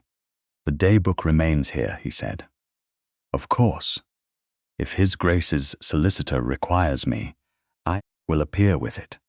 You may be asked to speak before witnesses. Then I will say no more and no less than I have said today." Margery folded the copy into her reticule. The entry did not prove Strake had hidden paper in the vase. It did something almost as important. It placed the special order in his hands, outside the softened language of household accounts. As they returned to Marylebone, Dorcas watched the passing shops through the carriage window. You were very calm. I was trying not to frighten the truth into becoming larger than it is. And what is it now? Mr. Strake collected the paper and wax. Someone altered the household entry. Someone hid paper inside the vase. I still cannot say they are all the same person. Dorcas looked at her. You can think it. Thinking is not saying. When they reached the lodging, Mrs. Harcourt's carriage was already waiting outside. Margery found the senior maid in Dorcas's sitting room with Nellie beside her. The girl held herself so tightly that her shoulders seemed fixed in place. On the small table lay the ward reservation, folded beneath Beatrix's seal. Mrs. Harcourt rose. Her Grace gave permission for me to bring Miss Ward. The document came with us. Margery removed her bonnet, but did not sit near Nellie. She chose the chair opposite, leaving space between them. Has it been read to you? Nellie nodded. Mrs. Harcourt read it yesterday and again in the carriage. Then read the important part once more, Margery said. Mrs. Harcourt unfolded the paper. The reservation of housing and employment at Moradon Park shall take effect whether Miss Ward gives evidence concerning the broken Sèvres vase or remains silent. Nellie's eyes filled, though no tears fell. Margery spoke gently. You owe me nothing because I took the blame. You were hurt. That does not create a debt. But you left the house. That was my decision. Nellie looked toward Mrs. Harcourt. Will my father truly have work? Mr. Henshaw has written that the estate carpenter expects him, Mrs. Harcourt said. The cottage is being aired. Your mother may take linen work if she chooses. If you never speak another word about the vase, all of it remains. The girl's breath shook. Then I want to tell. Margery did not ask the first question immediately. She waited until Nellie looked at her by choice. Begin before the music-hale. Nellie clasped her hands. I was dusting behind the folding screen. Mr. Strake came into the blue drawing room carrying a rolled paper. He thought no one was there. How do you know it was Mr. Strake? I cleaned his office each morning. I knew his coat, and he drags his left heel a little when he is tired. Mrs. Harcourt nodded once, as though confirming an observation she had also made. What did he do? Margery asked. He lit the taper on the writing table. He warmed dark green wax and pressed the rolled paper beneath the inside rim of the vase. He held it until it stayed. Then he left. Did you touch it? No. Did you tell anyone? Nellie lowered her eyes. I thought it was private correspondence. Servants see things they are not meant to understand. What happened during the music? Lady Sabine went to the vase. She put her hand inside and pulled the paper. It would not come free. She pulled harder. Nellie's fingers tightened. Her sleeve struck the handle. The vase fell. The room became very quiet. What did Lady Sabine do with the paper? She put it into her reticule before anyone turned. Did she see you? Afterward. Mrs. Keene was coming across the room. Lady Sabine came close and said, My parents would lose the Croftley cottage if I became troublesome. Margery remembered the exact words she had heard and felt the remaining uncertainty close. Did you see me near the vase before it fell? No. You were with the Dowager Duchess. Did I touch any fragment before pulling you away? No. Nellie's voice broke. You only came because Mrs. Keene blamed me. Dorcas quietly placed a handkerchief on the table within reach, but Nellie did not take it. There is one more thing, she said. Earlier that afternoon, Lady Sabine came through the service passage asking for cold water. She said the taper had caught her right thumb. she kept the glove on afterward. Margery did not let the detail become more than it was. A burned thumb does not prove who wrote the letter. No, miss, but it may explain why she guarded the hand. Nellie nodded. Margery looked at Mrs. Harcourt. Has Nellie given this account to his Grace? Not yet. Then he must hear it with Beatrix present, and Nellie must choose the room. Nellie lifted her chin. Fear remained in her face, but it no longer governed every movement. I'll say it before his Grace. I'll say it before Lady Sabine, too, if you are there. Margery met her eyes. I will be there. For the first time since the vase had shattered, Nellie's silence no longer belonged to those who had threatened her. By evening, the purchaser's name was written in Bramwell's daybook. The witness had chosen to speak, and neither Strake nor Sabine knew that the two halves of the truth had finally met. At 9 o'clock on the morning of the 17th of May, Evander entered Godwin Strake's office with the family solicitor, Mrs. Keene, and his valet as witnesses. Strake had not yet appeared downstairs. His clerk claimed he had gone out briefly on private business, though no appointment had been entered in the correspondence book. The room showed no disorder. Ledgers stood square upon their shelves. Quills lay sharpened beside the inkstand. The grate had been swept, but not thoroughly enough. A blackened curl of paper clung beneath the iron lip where ash had gathered beyond the housemaid's brush. Evander saw it before anyone else. Do not touch the grate, he said. Mrs.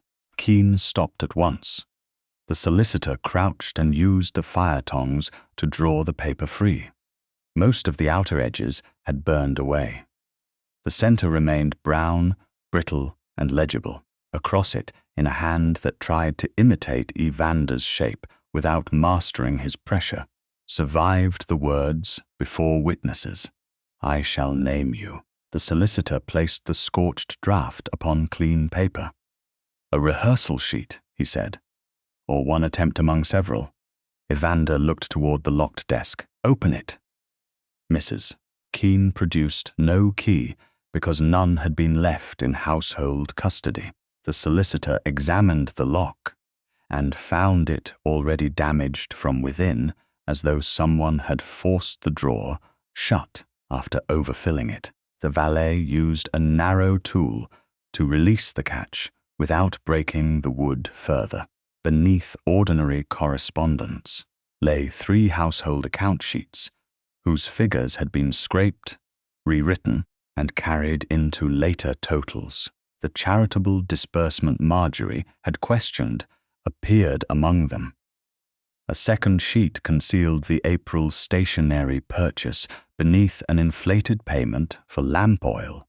A folded memorandum, unfinished and unsigned, referred to an anticipated position in the Croftley household following the happy conclusion of the present understanding.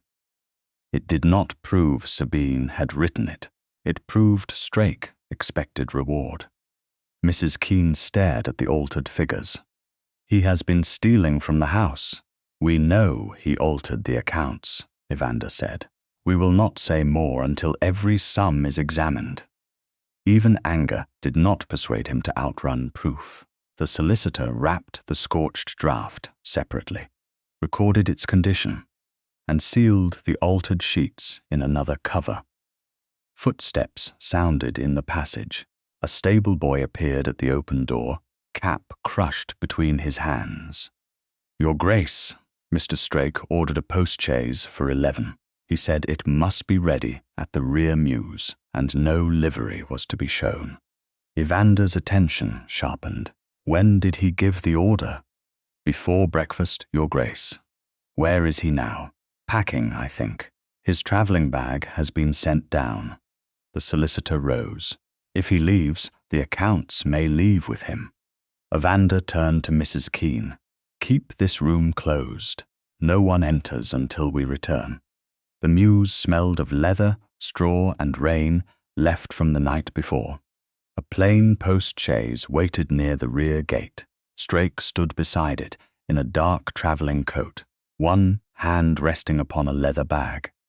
When he saw Evander and the solicitor, surprise crossed his face before professional calm replaced it. "Your Grace, I was about to send word. You ordered a carriage without notifying the household. A family matter requires me in Hertfordshire."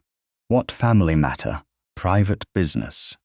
"Then it may wait until the magistrate has heard why you are leaving with altered Wexbourne accounts." Strake's eyes moved toward the gate. The stable boy stood there now with 2 grooms. No one touched Strake. No one needed to. "You have no right to search my personal effects," he said.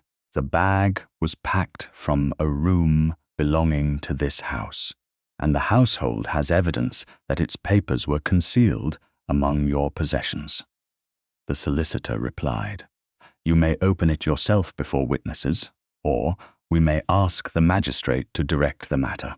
Strake's mouth tightened. "You have already decided I am guilty." "No," Evander said. "I have decided you will not remove possible evidence while pretending the journey is innocent." For several seconds, Strake did not move.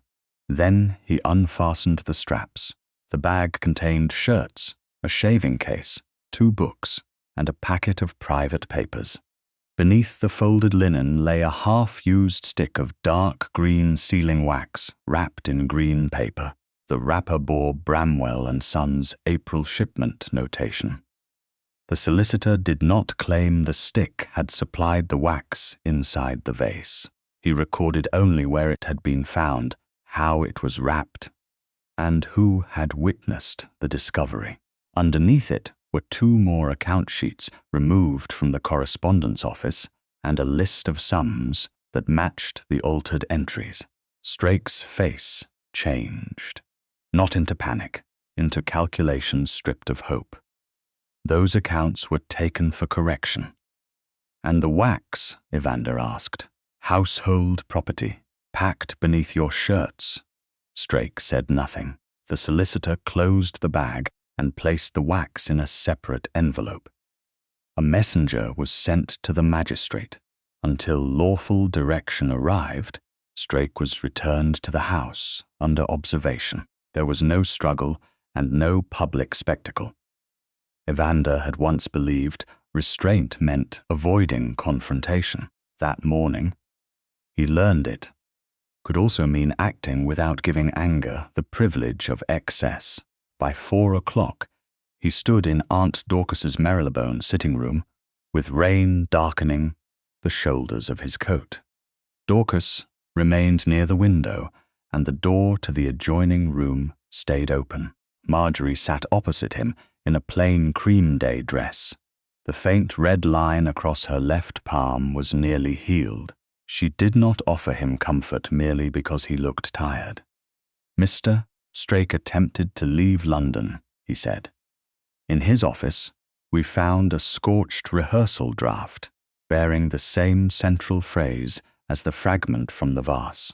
We also found altered account sheets and a memorandum suggesting he expected a position in the Croftley household. His travelling bag contained more accounts and a half-used dark green wax stick in a Bramwell wrapper. Does the wrapper identify the April shipment? Yes.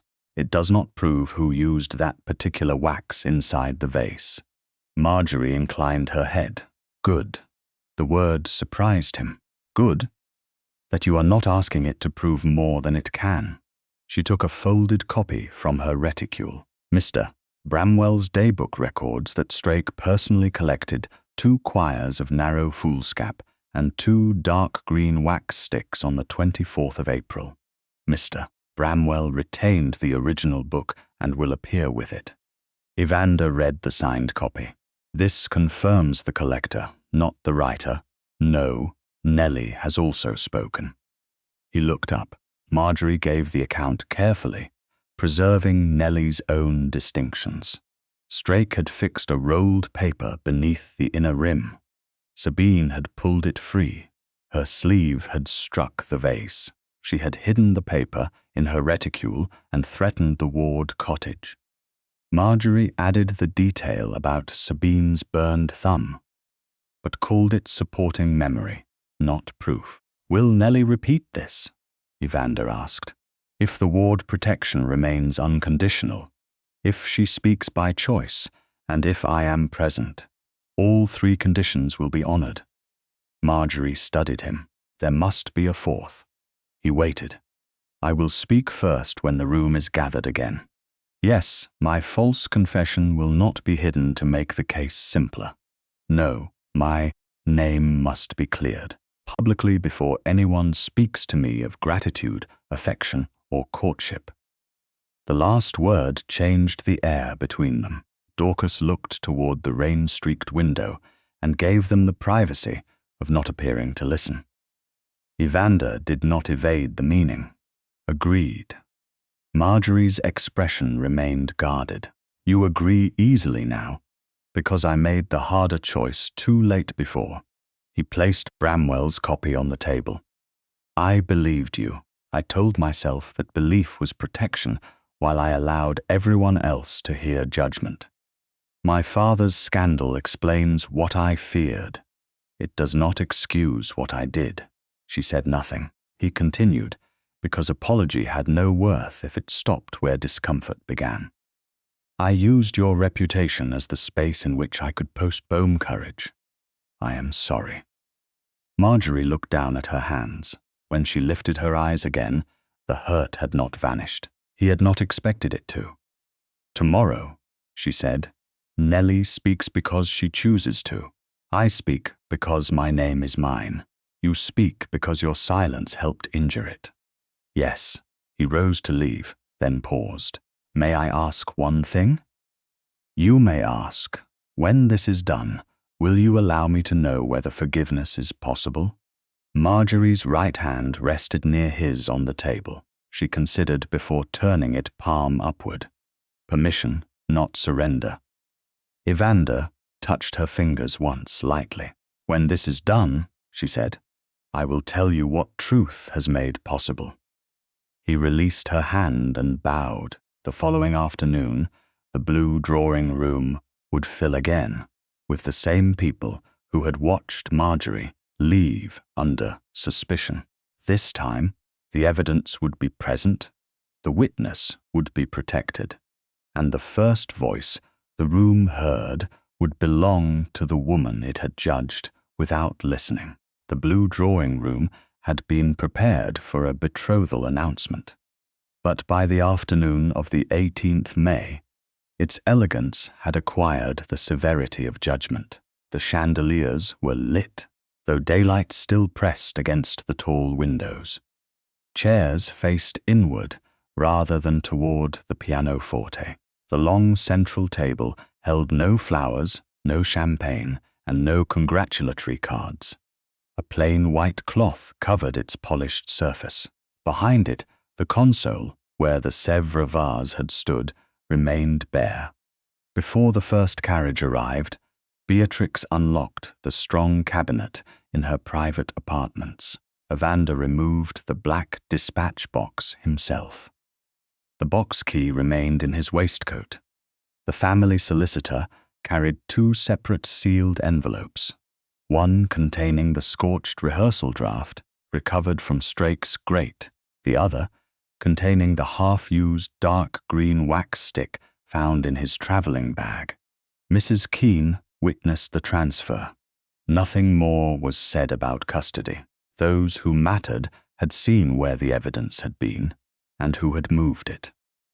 By 3 o'clock, many of the same people who had watched Margery leave under suspicion had returned. Lady Fenwick sat near the windows, with her invitation book closed upon her lap.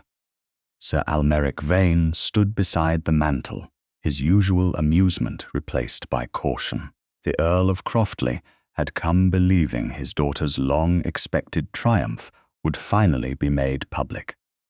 Lady Sabine wore silver-blue silk and a pearl-coloured glove upon her right hand. She stood beneath the central chandelier as though the room already belonged to her. Godwin Strake remained near the far wall, under the solicitor's clerk's quiet observation. A constable waited in the outer passage by direction of the magistrate. Mr. Bramwell stood beside the table, with his leather-strapped daybook beneath one arm. Nellie waited near Beatrix with Mrs. Harcourt at her side. She was pale, but the helpless vacancy Margery had seen beside the broken vase was gone. The Ward family now had housing and employment reserved at Morrowden Park. Nothing Nellie said in that room could take either promise away. When the doors opened, Margery entered beside Aunt Dorcas. Conversation stopped in a single uneven breath. Margery wore the same grey gown in which London had last seen her leave Wexbourne House. The bloodstain had been removed from the cuff, though a faint red line remained across her left palm. Her mother's brass key rested beneath her bodice on the faded blue ribbon. No household keys hung at her waist. Lady Fenwick's fingers tightened around the invitation book. Sir Almeric shifted his stance and looked away. 5 days earlier, these people had watched Margery's name fall beneath suspicion and had found silence easier than doubt. Sabine's expression sharpened. "This is intolerable." Evander stood at the head of the table. "No, what happened in this room 5 days ago was intolerable. You asked my father to attend a declaration. You asked him to attend what you believed would be one. I requested that he remain after I learned the purpose of the gathering." The Earl turned toward his daughter. "Sabine, what is this? An attempt to humiliate me before those invited to witness my happiness." "The only person publicly humiliated in this room was Miss Pellam," Evander said. "Today she will speak first." Sabine gave a short laugh. A companion before an earl's daughter, a witness before an accusation. He looked toward Margery. "When you are ready." He did not offer his arm or place her behind the shelter of his rank. He gave her the room. Margery stepped to the open side of the table where every face could see her. "On the evening the vase broke, I said I had moved it and that the fall was my fault." That statement was false. A murmur passed among the guests. She waited until it faded. I did not see Lady Sabine touch the vase. I did not see anything removed from it. I heard the words Croftley Cottage, and I saw Nellie Ward's fear. Mrs. Keene believed Nellie responsible. I knew dismissal might cost her wages and place her family's home in danger. I chose to take the blame. Sabine folded her hands. "Then you admit you lied?" "Yes." Margery's answer came without hesitation. "I acted because I feared what would happen to someone with less power than I possessed. That does not make my statement true. I protected Nellie for one evening, but I also allowed those responsible to use my silence afterward. I will not ask this room to praise me for suffering. I ask only that my actions be judged by what I knew, what I did not know, and what I chose." Lady Fenwick slowly lifted her eyes. Margery continued. "I did not break the vase. I did not search it. I did not know paper had been hidden inside it until the Duke found wax where wax could not naturally have fallen." Sabine's mouth tightened. "You expect us to believe you because His Grace has changed his mind." "His Grace believed me before he defended me," Margery said. "That was the injury." Evander did not move away from the truth. "Miss Pellam is correct. My private belief did not protect her public name." The Earl of Croftley stared at him. "You admit error before your own guests." "Before hers." No one applauded. The room altered more honestly than that. Lady Fenwick placed her invitation book upon the table, as though, laying down a judgment, she had nearly written into society's record. Margery turned toward Nellie. "You are not required to speak." Nellie looked first at Mrs. Harcourt and then at Beatrix. Neither woman urged her. "I want to," she said. Her voice trembled, but it carried to the far wall. She came forward and rested one hand on the back of a chair. Before the music-hall, I was dusting behind the folding screen. Mr. Strake entered with a rolled paper. He thought no one was there. He warmed wax at the taper and fixed the paper beneath the inside rim of the blue vase. Strake's face remained composed, though his eyes moved toward the door. "The girl is mistaken." Nellie flinched, then straightened. "I cleaned your office every morning, sir. I knew your coat. I knew your walk." She drew another breath. During the music, Lady Sabine went to the vase. She reached inside and pulled the paper. It caught where the wax held it. She pulled harder. Her sleeve struck the handle and the vase fell. She put the paper into her reticule before anyone turned. Sabine's gloved right hand closed over the other. "That is a rehearsed invention." Nellie looked at her. "You told me my parents would lose the Croftley cottage if I spoke." The Earl's expression hardened. "Did you say that?" "She has been promised a cottage by the Duke," Sabine replied. "Of course she says what pleases him." Beatrix unfolded the written reservation bearing her personal seal. The Ward family's housing and employment were secured before Nellie gave any account. The promise remains valid whether she speaks or remains silent. Then she was purchased in advance. "No," Margery said. She was freed from the price of silence. Mr.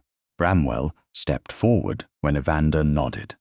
He placed his day book upon the cloth, but kept one hand upon its cover. "This book belongs to Bramwell and Sons, and has remained in my possession." He opened it to the entry dated the 24th April. It records 2 quires of narrow foolscap and 2 sticks of dark green sealing wax charged to Wexbourne House and collected personally by Mr. Godwin Strake. Strake's voice stayed level for estate correspondence. "No corresponding dispatches appear in the register," Evander said. The solicitor laid the altered account sheets upon the table. The purchase was entered beneath unrelated household expenses. "The changes are in Mr. Strake's working hand." Strake looked toward the Earl, then at Sabine. The glance lasted less than a second. It was enough to show that whatever loyalty bound them had begun to fail. Sabine lifted her chin. "A secretary bought paper. A servant tells a convenient story. Miss Pellam admits dishonesty. Is this the proof meant to ruin me?" "No," Evander said. "It is the path to it." Beatrix confirmed that the dispatch box had remained inside her locked cabinet since the night Margery left Wexbourne House. Evander drew the key from his waistcoat and opened the box. He removed the intact forged promise in its solicitor's cover and placed it upon the left side of the table. Next came the separately wrapped vase draft fragment, still torn and bearing the partial words, "Before witnesses I shall name."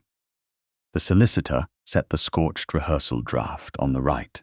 Its blackened edges remained missing. Evander offered no repeated explanation. He allowed the same phrase to speak from all 3 documents.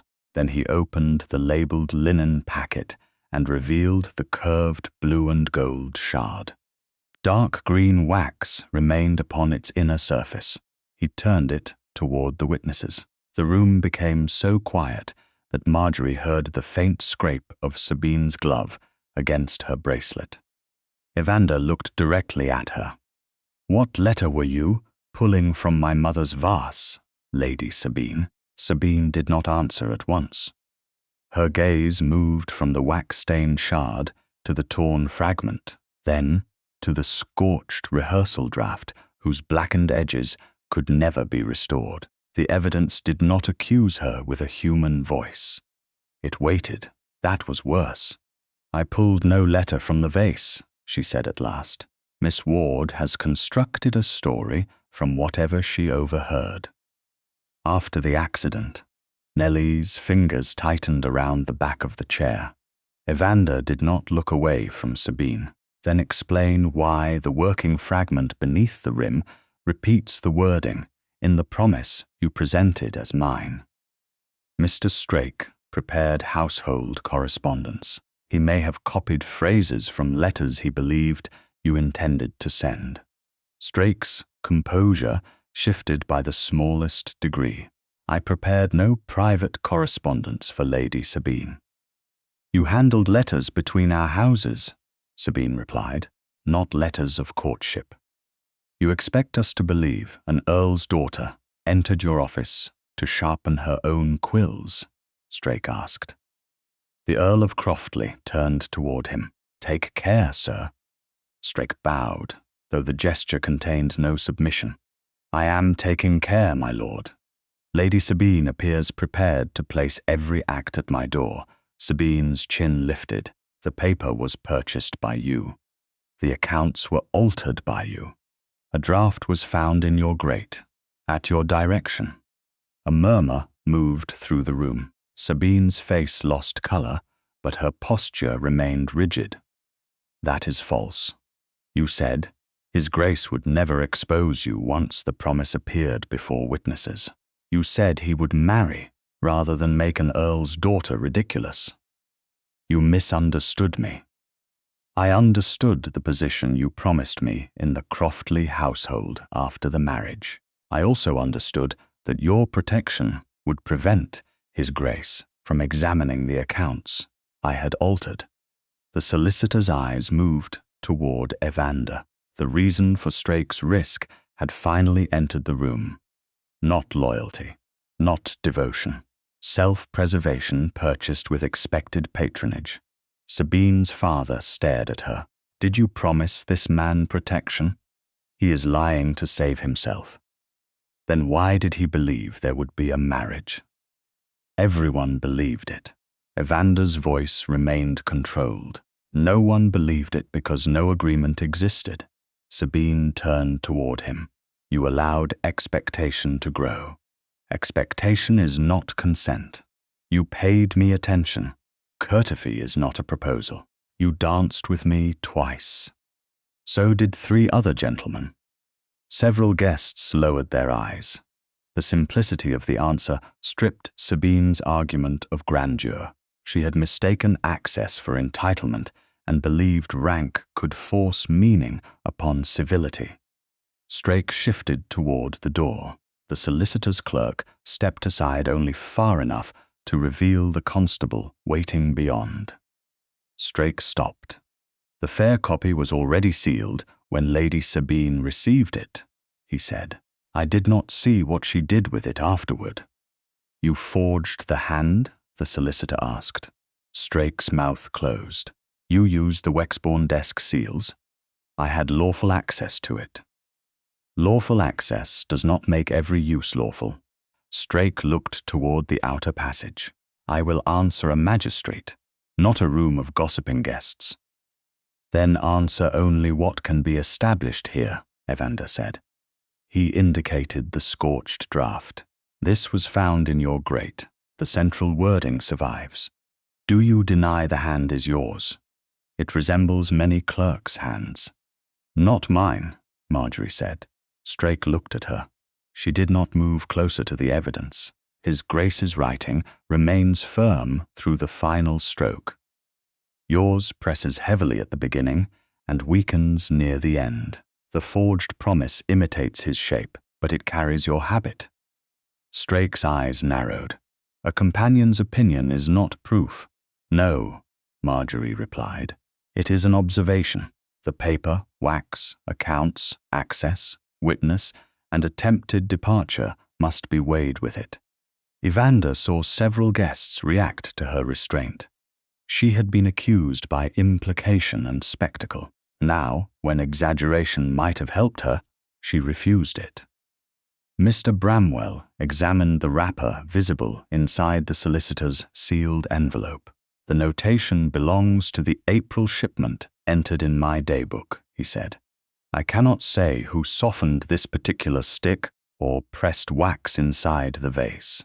I can say, mister. Strake collected the shipment, and one stick was missing from the Wexbourne cabinet after the music hale, Evander said. The remaining half-used stick was found packed for Mr. Strake's departure. Sabine gave a brittle laugh. You have proved that your secretary possessed his employer's wax. We have proved more than that, Beatrix said. We have proved that Margery did not need access to the correspondence room, the desk seal, the purchased paper, or Strake's travelling bag to become the easiest woman to blame. Nellie drew a breath. Lady Sabine's right hand was hurting before the vase fell. Sabine turned sharply. What nonsense is this? You came into the service passage that afternoon and asked for cold water, Nellie said. You said a taper had caught your thumb. Later, you kept the glove on. Sabine's covered hand curled against her skirt. Evander did not seize upon the detail as certainty. A burned thumb does not prove who forged a letter, he said. It supports only that Lady Sabine handled heated wax near the time in question. His refusal to overstate the clue made the stronger evidence more difficult to dismiss. The Earl of Croftley faced his daughter. Did you know the promise was false? Sabine looked at the guests who had come, prepared to celebrate her. No one offered rescue. There was an understanding. There was none, Evander said. There should have been. The words escaped before she could restrain them. Her eyes flashed toward Margery. I had been raised for such a marriage. I had the birth, the education, the connections.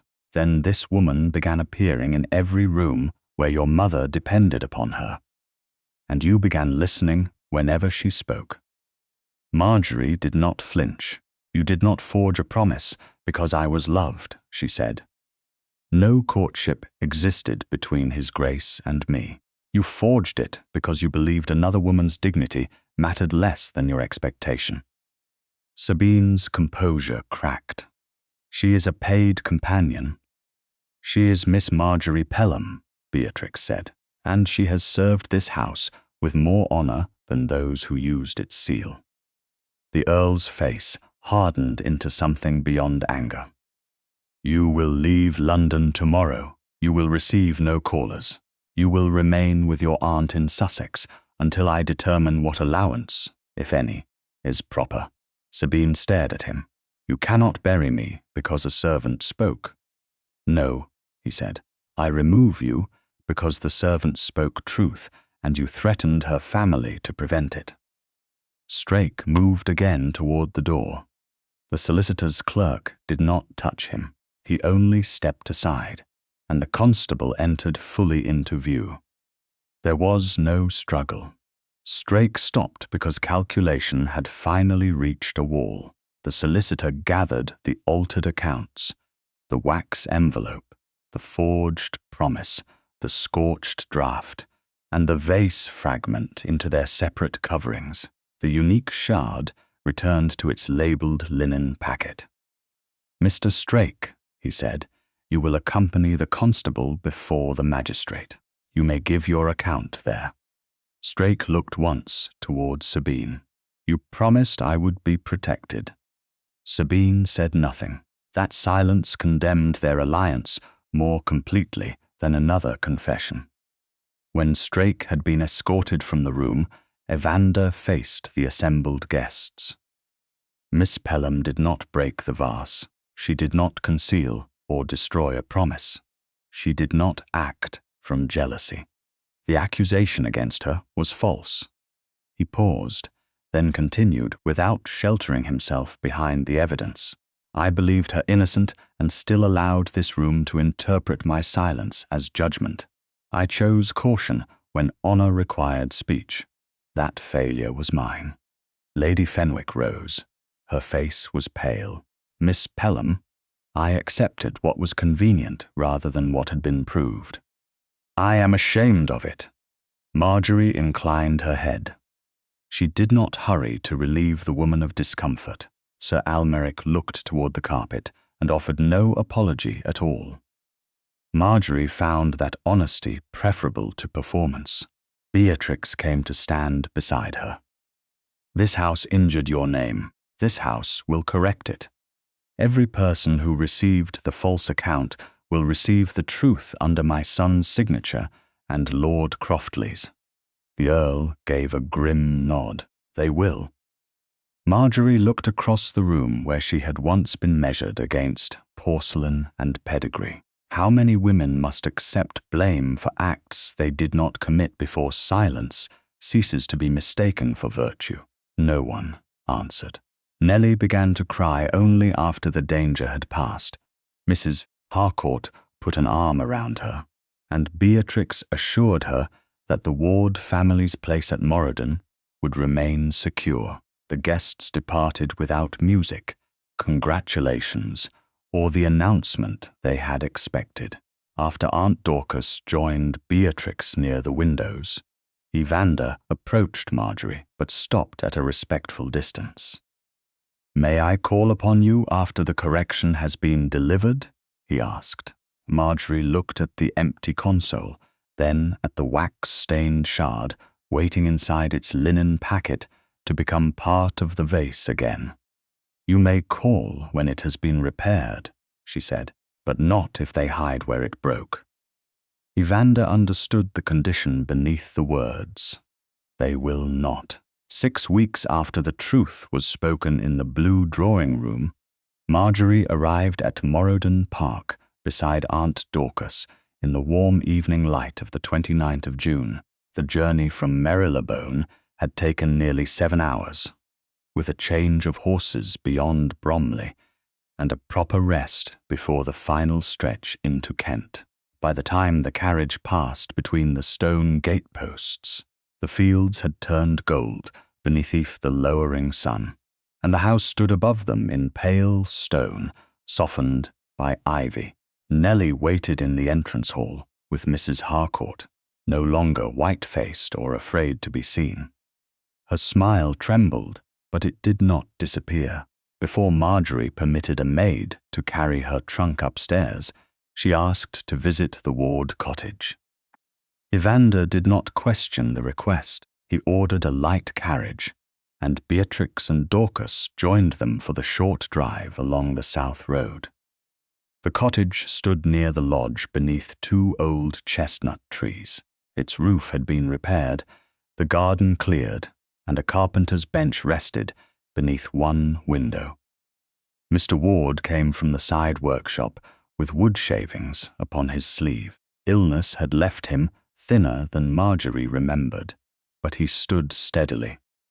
Mrs. Ward followed from the doorway carrying folded linen. Neither thanked Margery as though safety had created a debt. They thanked her for insisting that their home and work should not depend upon their daughter's testimony. That distinction mattered.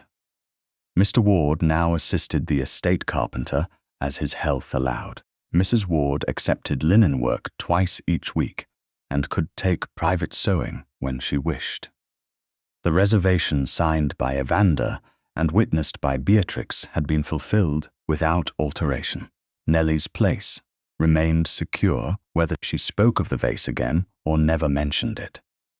On the return to the house, Dorcas drew a folded notice from her reticule. It was one of the corrections sent throughout London under the signatures of Evander Avenhurst and the Earl of Croftley. The notice stated plainly that Margery had not broken the vase, concealed a marriage promise, or acted from jealousy. Lady Fenwick had called in Marylebone to apologize. Sir Almeric had sent a letter that Margery had chosen not to answer. Sabine had been removed from the season and sent to a widowed aunt in Sussex. House Avenhurst no longer received her, and the Earl had withdrawn every public suggestion of a Wexbourne engagement. Strake remained committed for trial. His altered accounts, the forged promise, the scorched rehearsal draft, and the other documentary evidence had remained under the solicitor's care. Before the porcelain was released, The magistrate had received sworn descriptions and witnessed sketches of the broken vase, the wax-stained shard, and the torn fragment beneath the rim. The criminal proceeding would turn upon the forged documents, the falsified accounts, the witness statements, and Strake's attempted departure. Only then had the repairable pieces been formally returned to House Avenhurst. Beatrix had also settled an annuity upon Margery from her own funds. Dorcas and an independent solicitor had examined the deed before Margery signed it. The income belonged to Margery's separate use and carried no condition of marriage, service, residence, or obedience. Evander had not been present when it was executed. That absence had been deliberate. He had begun calling properly in Marylebone only after the correction had been delivered.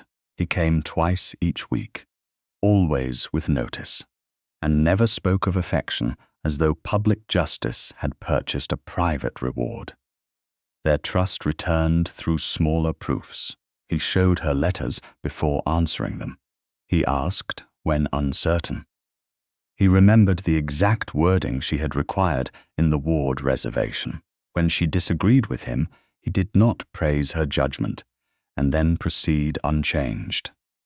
He listened. The following morning, after breakfast, Evander asked whether Margery would walk with him in the conservatory. Beatrix and Dorcas followed at a courteous distance until Mrs. Harcourt intercepted them with a question about luncheon that deceived no one. Warm air entered through the open glass doors. Citrus leaves stirred above stone pots, and the scent of damp earth softened the brightness. Evander walked beside Margery without directing her pace. At the far end, beneath a tall window, stood a writing table. The restored Sèvres vase rested upon it. Visible silver-gilt staples crossed the blue and gold porcelain. The repairs had been made with care, but nothing had been painted over. The unique chickshard bearing the dark green wax stain had been returned to its proper place.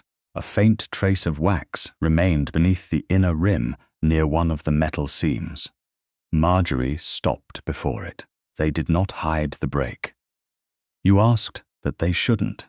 Most people prefer restoration to appear untouched. Untouched would have been a lie. She looked at him. You have become severe about concealment. I learned what it costs the person with the least power. Evander removed a small brass key from his pocket and placed it upon the writing table. It was new, plainly cut, and attached to no ring. This opens the correspondence room beside the east morning room. Margery did not reach for it. Why are you giving it to me? I'm asking whether you will share its work with me. As your secretary? No. His breath altered before he continued. As the person whose judgment I trust when mine has been narrowed by pride, fear, or habit. That still sounds like employment. It will involve work. I hope our life does. A faint warmth entered his expression, then disappeared beneath seriousness. But it isn't the whole question. He came one measured step nearer. He offered no ring before her answer, and no speech that turned rescue into romance. Margery, I noticed your courage before I understood the injustice that required it. I admired your silence, before I understood how often silence had been demanded from you. I believed you, and still failed to defend you where belief mattered most. His voice lowered. I have loved you long enough to know that love cannot excuse that failure. It can only require me to become worthy of the trust I ask for now. Will you marry me? Margery looked at the repaired vase, then at the new key between them. I will not become another person whose choices you make for her. You won't. I will keep my annuity and decide how it is used. Of course, I will work because I choose to, not because gratitude requires it. Yes, And when I am wrong, you must tell me plainly. You must not turn my dignity into another form of silence." A restrained smile touched his mouth. "I promise I will. Not that you'll try? No, I promise." Margery removed the old brass writing desk key from beneath her bodice. It still hung from the faded blue ribbon her mother had worn smooth with use. She placed it beside the new key. "Then yes, Evander, I will marry you." He did not seize her hands. He waited. Margery placed her right hand in his, and only then did he lift it to his lips. The parish banns were read after the settlements had been completed. During the summer, Strake was tried for forgery and the fraudulent alteration of the Wexbourne accounts. Before September ended, he had been convicted, and no respectable household would again entrust him with money, seals, or private papers. Sabine remained in Sussex under her father's authority, excluded from the social triumph she had attempted to manufacture. The wedding took place in late September at the parish church near Morrowden Park. Aunt Dorcas accompanied Margery down the aisle. Nellie stood beside Mrs. Harcourt near the front, with her parents in the pew behind them. Beatrix wept without apology. Evander made his vows without hesitation. When Margery left the church, she was the Duchess of Wexbourne. But the title did not erase Miss Margery Pellam. It gave greater reach to the judgment, courage, and self-respect she had possessed before anyone powerful chose to recognize them. That evening, she entered the east morning room as the last light faded across the lawns. The restored vase stood upon a low cabinet beside the correspondence room door. Margery looped the faded blue ribbon once around the nearest silver gilt seam. The old key and the new key rested together against the porcelain. Evander came to stand beside her, not before her. The vase would never appear untouched again. Neither would they. Yet the truth had been named, the damage faced, and what remained had been joined without disguise. Beneath the quiet gleam of two keys, the repaired vase held the evening light.